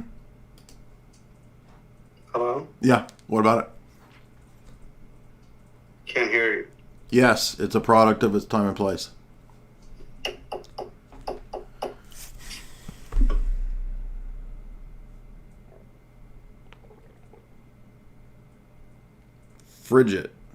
Fidget.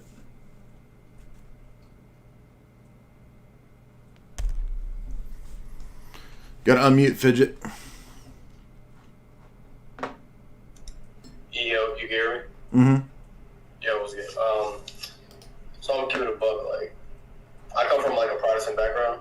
You feel me? Actually, you know, like, I was in the system, and I got like adopted by like some Protestants or whatever. But I fell out the church for a little bit. But I still have like the mindset of a Protestant, meaning like it's kind of hard for me to like not go back to sola scriptura, like scriptural. You know what I mean? Because like when I look at the liturgical practices and stuff like that, because like I'm looking into Eastern Orthodox or just Orthodox in general. Like, I honestly don't care. You know what I mean? Wherever the Spirit leads me, whatever. But I still have issues with the icons, them kissing the icons, because couldn't that? I don't want to have a conversation about like hypotheticals. You know what I mean? Like that's not my point. Similarly mirrored in. But it's kind of difficult because can that not lead a person into idolizing? If that makes sense. Well, anything could be a potential idol. So why would it be something specific to like an icon or something like that? I mean, your thoughts can be an idol. Like, I mean, money can be anything can be an idol. So that wouldn't be a way to disprove icons, because it could potentially be an idol. So, but the question is, like, how did God set up worship in the temple? Yeah, no, exactly. No, that's like what I was going to get into. Like, I know like the early church and like even before, you know, in the Old Testament, they used to set up the what was it called? How you say in English, the tabernacle or something like that. Mm-hmm. They used to set up all these different places, and like what those two people, they try to like walk in without being like purified, and they like melted or like disintegrated some, you know, some crazy thing like that. But Nadab and Abihu, yeah. Yeah, but like, for example, like I understand what you say when you say like your thoughts could be like, you know, an idol or whatever. But that brings like that's like a physical item. It comes to a point where like, wouldn't that be able to like? I'll give you an example. My bad. Isaiah 6:5, right? And whenever he puts the stone on his lips, and then it says like I would have to go to it, but like pretty much like his sins are washed away or whatever. We know he's not going to worship the freaking stone. You know what I mean? But say if every single week he comes back to kiss the stone, he becomes a stone licker like a Muslim. You feel me? So just like that passage is a symbol for the removal of sin via the uncreated energy of God's uncreated light and fire. It's not kissing a stone. So this is, I don't know where Muslims get this idea that Isaiah's kissing a stone. It's a coal that's burning away sins. You don't literally have your sins burned away by a coal. It's a prophetic image. He's seeing a vision. So Isaiah's seeing a vision of what's going on in heaven, and he sees Jesus in that vision sitting on the throne, which John, in the book of John, I think John 11 or 12, identifies as Jesus on the throne that Isaiah saw. So he's seeing Christ. Christ is conveying to Isaiah that he removed the sins of Isaiah by his refining, purifying energy and fire. It's not saying that you kiss a stone to have your sins removed. Yeah. So, but no, the whole imagery is in the temple. So the fact that it's in the temple, which is full of vestments and icons and imagery, actually proves my position on liturgical worship. All right, so So the thing is, how, like for Did example, did you know that in that passage the angels are singing the Trisagion? no, I didn't. I don't even know what that. Holy, holy, holy. The seraphim are singing holy, holy, holy. When you go to the Orthodox liturgy, they sing holy, holy, holy. Yeah. I actually noticed that. Yeah. So Isaiah 6 is a liturgical passage, just like the book of Revelation. John sees into heaven, and he sees the Lamb.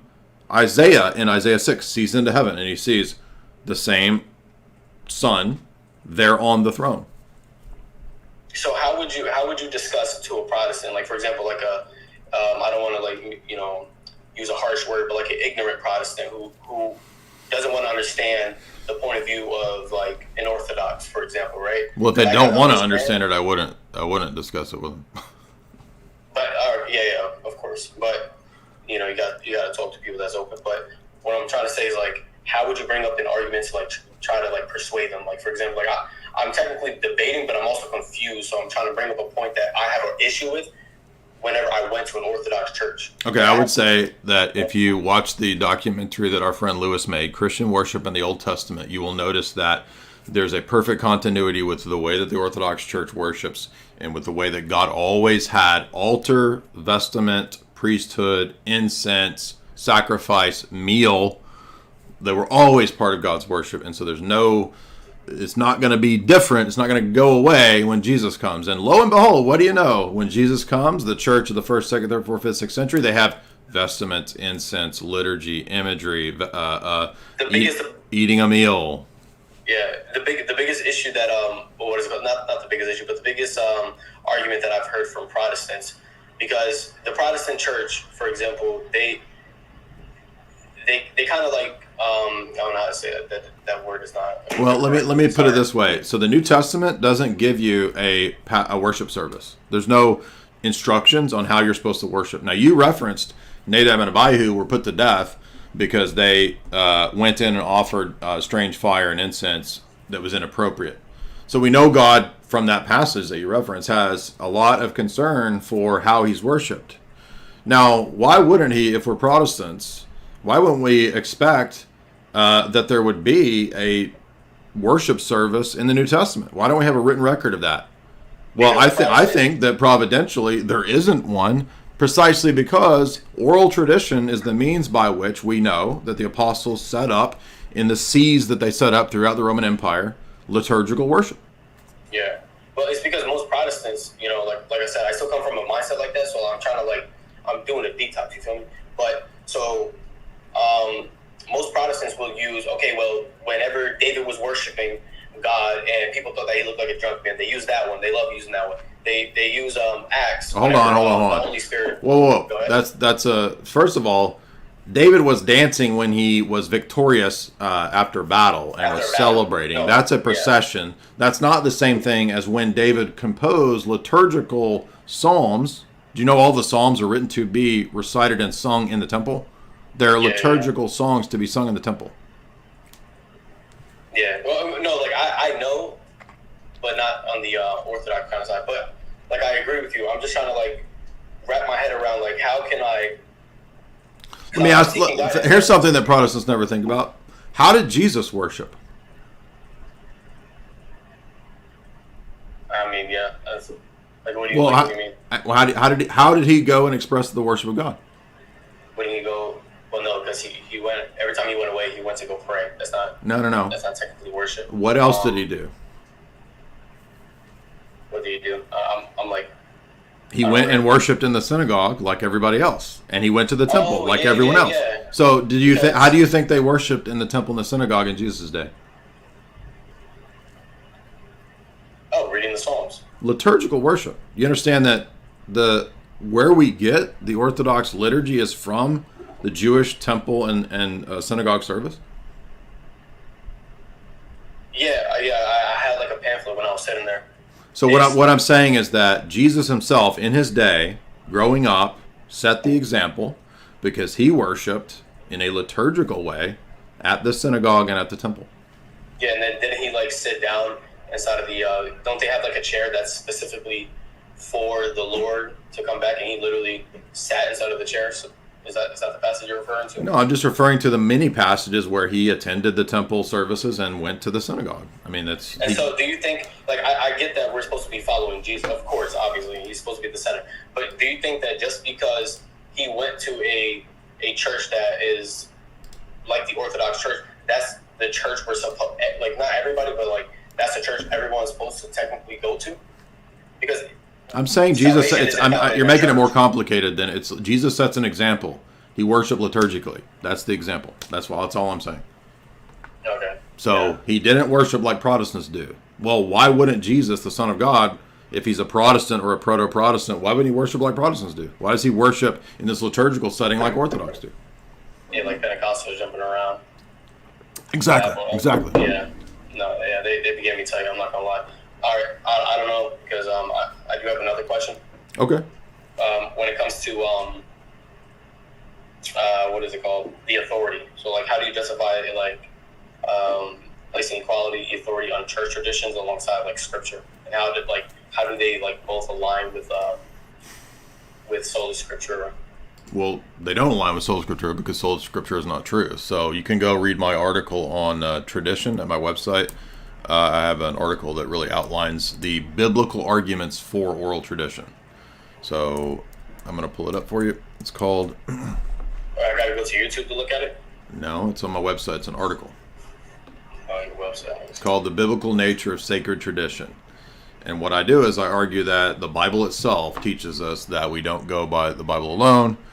We go by the tradition as well.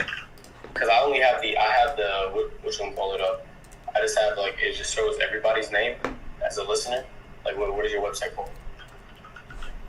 It just, it like brought me It's to called like jaysanalysis.com, and the article is called The Biblical Nature of Sacred Tradition.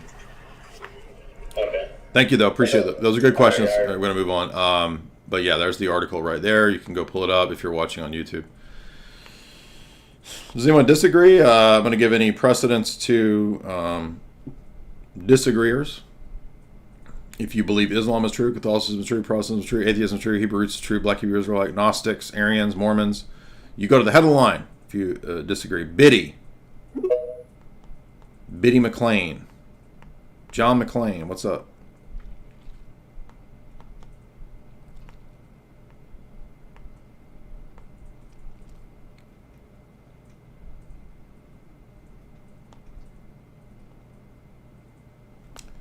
All right, having a hard time connecting to Biddy McLean. John War. Thank you guys for the super chats. If you want to support the show, you can do so via the Streamlabs super chat function. I'm not going to answer that question, Boris, as to because of terms of service here on YouTube. Ed Flores, $10. Great work. You're a messenger of God. I don't know about that. Win J Dyer, win Chad mode, win Christianity. Thank you, man. Appreciate that. What's up? John War, what's up?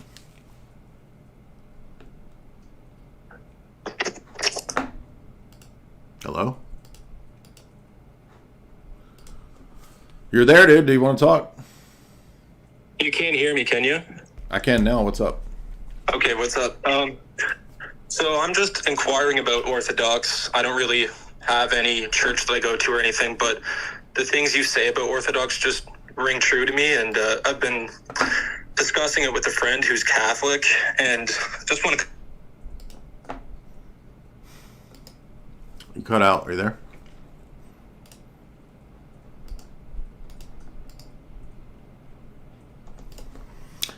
We can't hear you, dude. Hey, can you hear me now? Try again.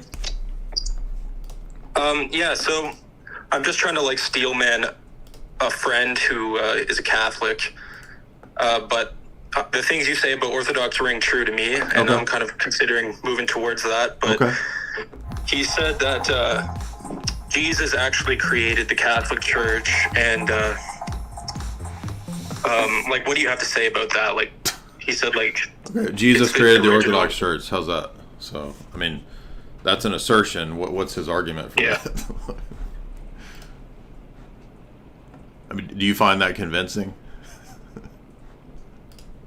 Are you there? No, I don't. No.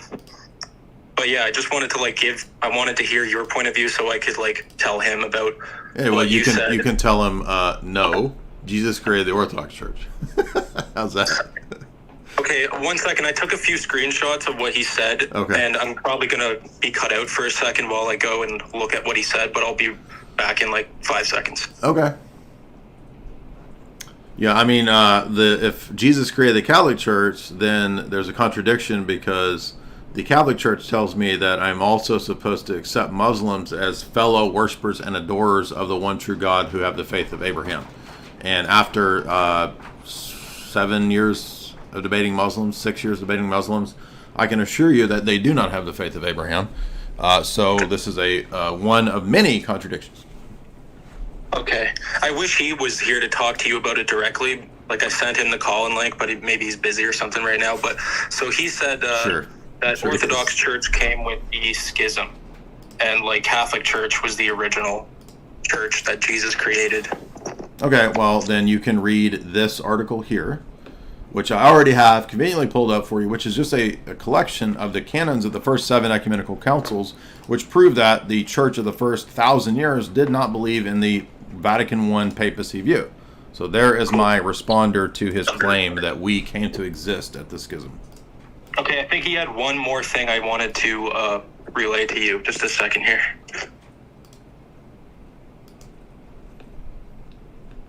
And why is his church admitting that in the first 1,000 years the Bishop of Rome did not have universal jurisdiction?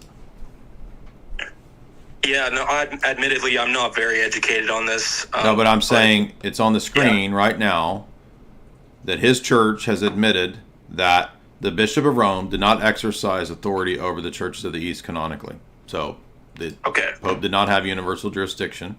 This is from the Vatican's website, their own admission to us. So his church, once again, contradicts. Okay, cool. The other thing he said, just a second here, he says the truth is that Saint Peter, Jesus' disciple, was the first pope. Right. Look, you're going to have to get past your buddy just asserting these things. So, I mean, let's look at what the papacy begins to claim by the Middle Ages. Dictatus Papae, which is normative, not just for Gregory the Seventh, but also Otto, what's his name that becomes the Pope after him.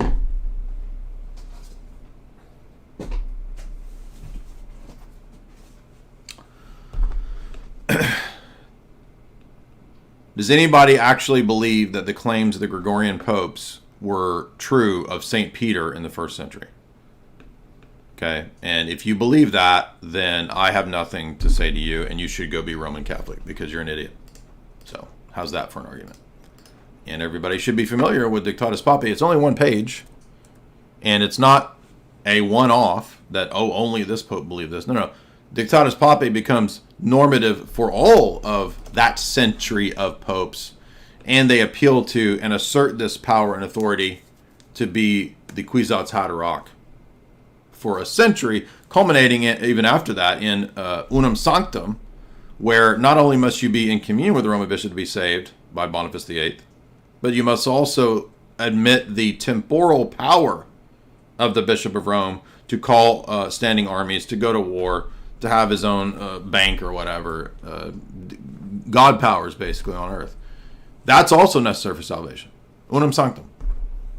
Now, who believes that that was true in the first century, and where did anyone believe anything even remotely close to this in the first 1,000 years of Christianity?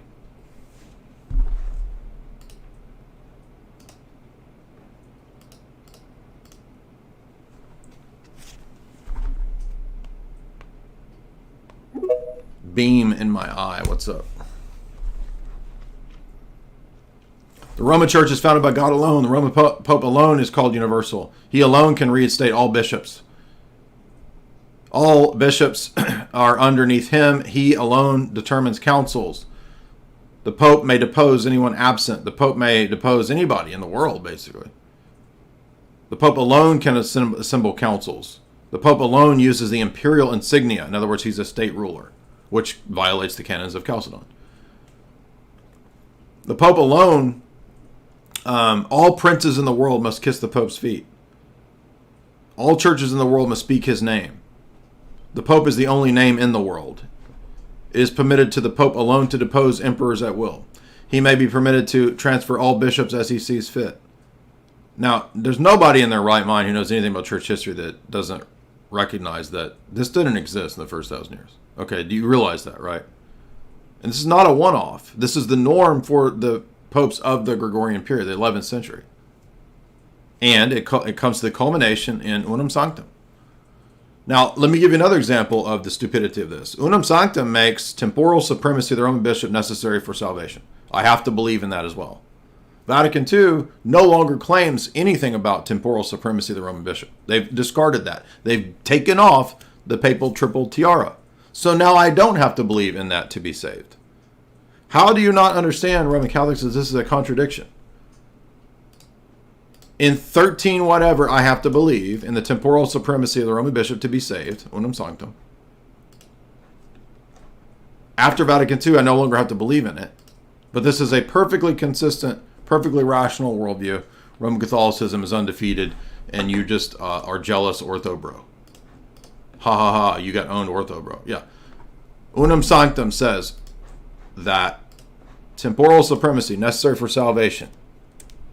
Vatican II, not necessary anymore. But look, hey, it's the same church, same faith from the very beginning. This is retarded. You guys are stupid. This is why you're crazy. Beam, what's up?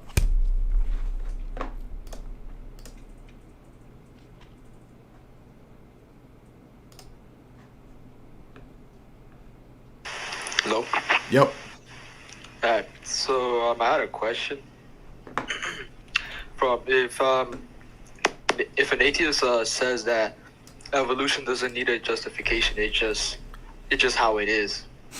But I said why I asked well, no, all you have to do to that is to say, okay, well, positions don't need justifications, then my position is true and it doesn't need justification. Oh, okay. I mean, that's really dumb. So so now, yeah, in a debate, like if you're going to debate something and you're going to come to the debate and say, my position doesn't need any justification, it just is. Well, you understand your opponent can do the same thing in a debate? That means how silly that is. But Carlos, what's up?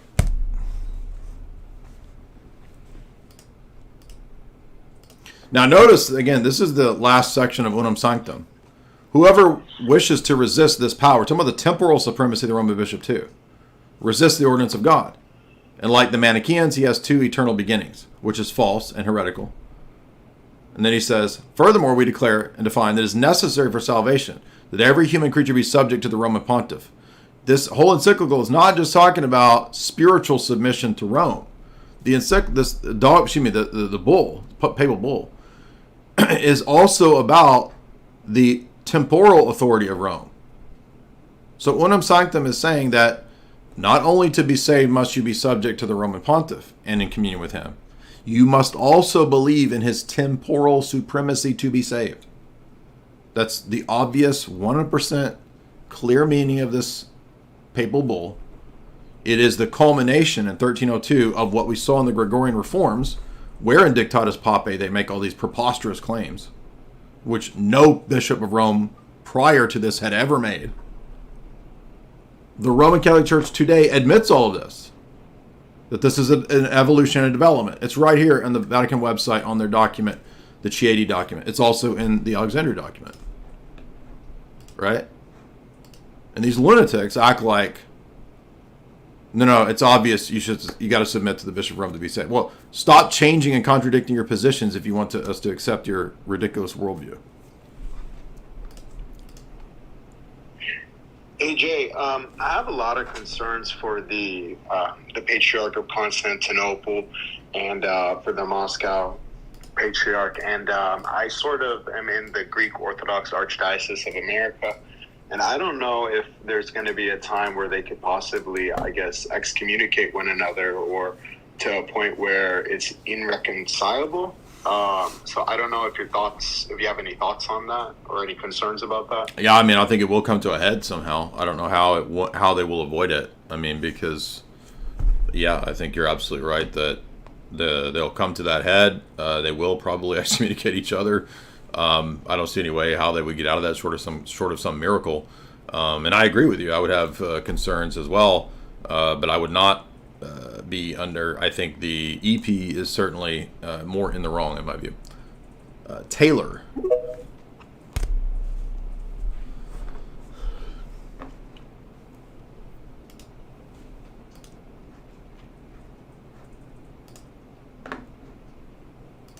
Taylor?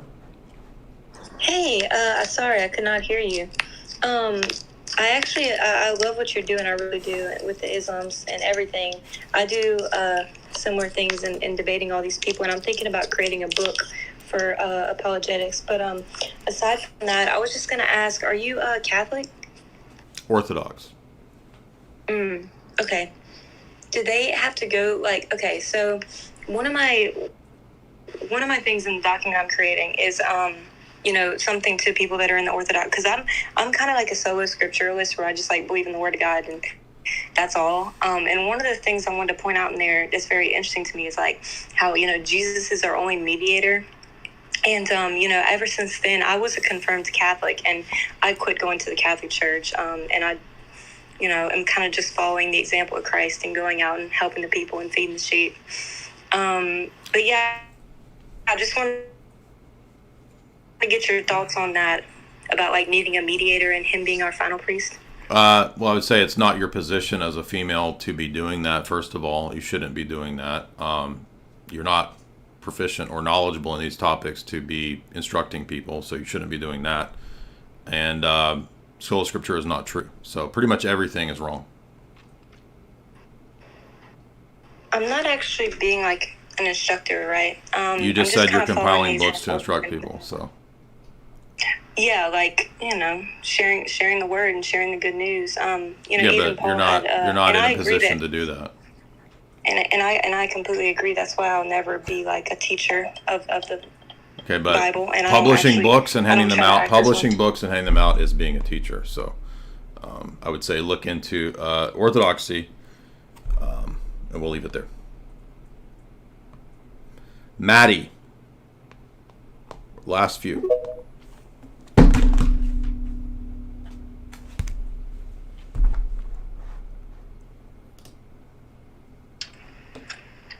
Yeah, Jay, sorry I couldn't hear you that last second. Just got a couple questions.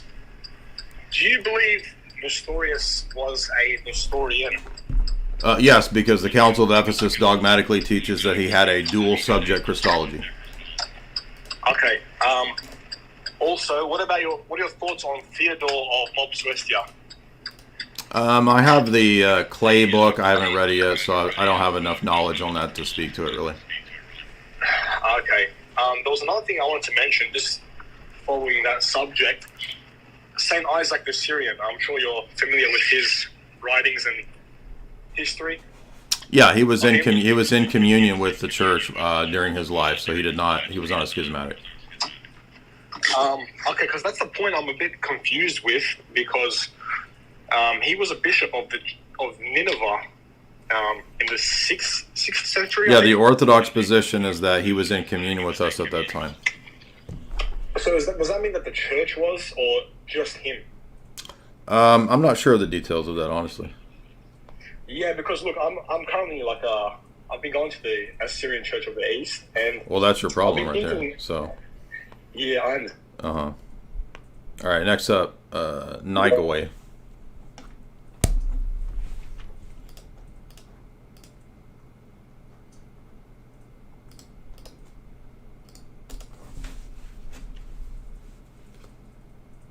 Unmute.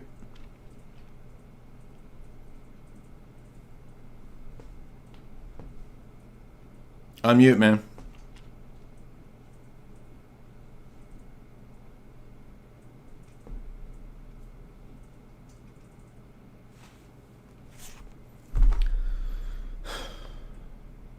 Are you there?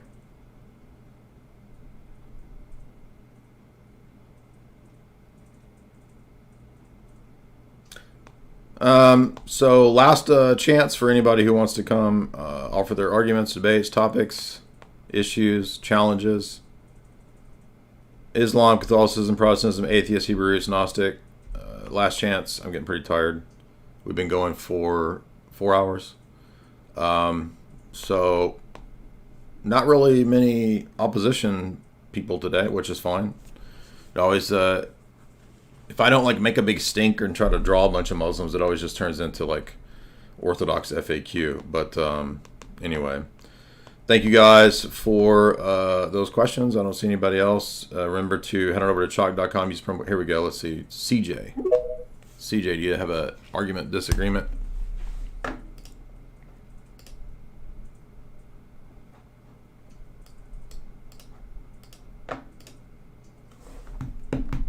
Unmute.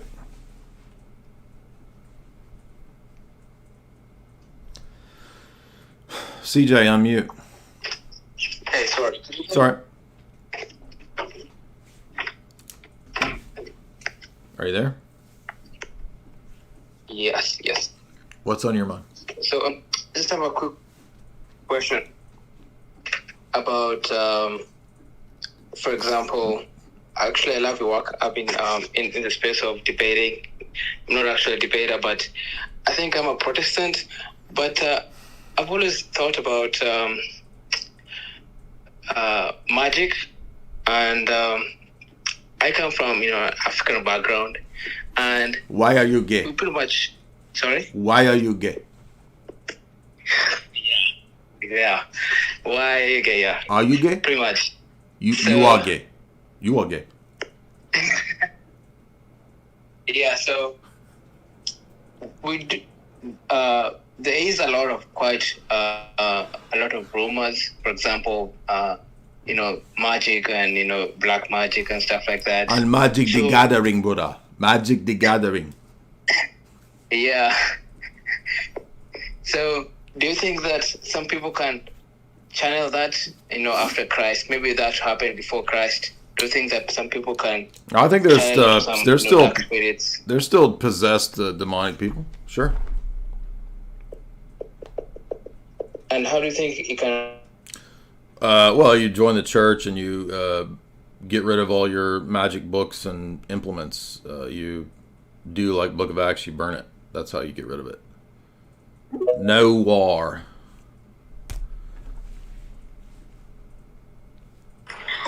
AJ?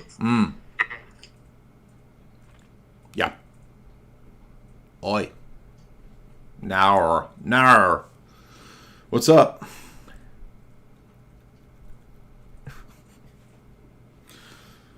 Where you at, dude?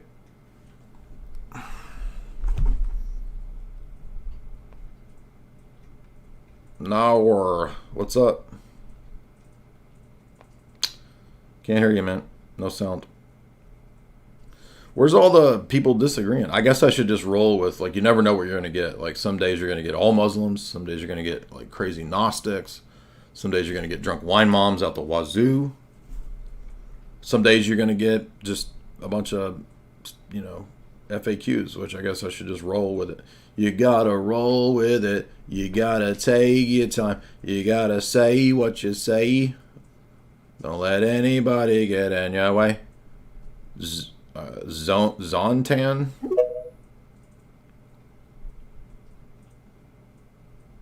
Zontan.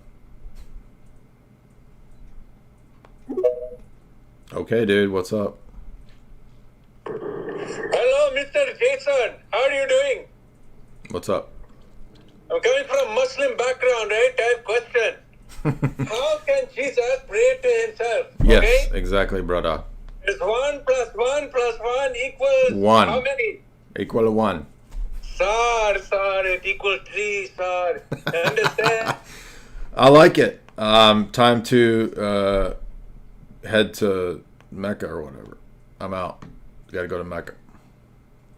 Where's the debaters at? We got 100 people in here. Nobody wants to argue. Nobody has an argument against. By the way, that was the guy that was in here a minute ago. He was joking. So that was the Jose guy that was in here earlier. So he's a funny dude. Anybody have a challenge? Last chance. Islam, Catholicism, Protestantism, atheists, Hebrew roots. I'm only going to people who have an argument, a disagreement. No FAQs. I'm not doing an FAQ today. Please, no FAQs. What about soul houses? No FAQs. What about blah blah blah? I want people who disagree. I want a virile Muslim man in this chat to step up and say, "You're wrong, brother." No, nobody.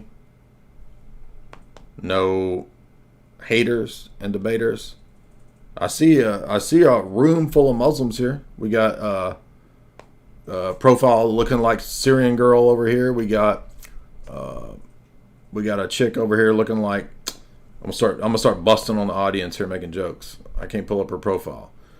She trying to look like Mila Jovovich mixed with Syrian girl.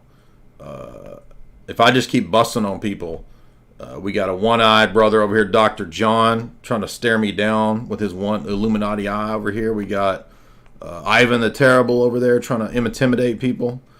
What else we got? We got Chunky Justin over here ready to start a fight. We got what else have we got? We got Runes over here looking like Ali G. We got a Banana Man over here looking like Mac the Knife. We got Andre over here looking like I don't know what he looks like. I'm crashing and burning. My mind is mush. I can't think. Okay. Nobody wants to debate. We'll call it a night. Thank you guys. A lot of fun. Everybody head on over to chalk.com.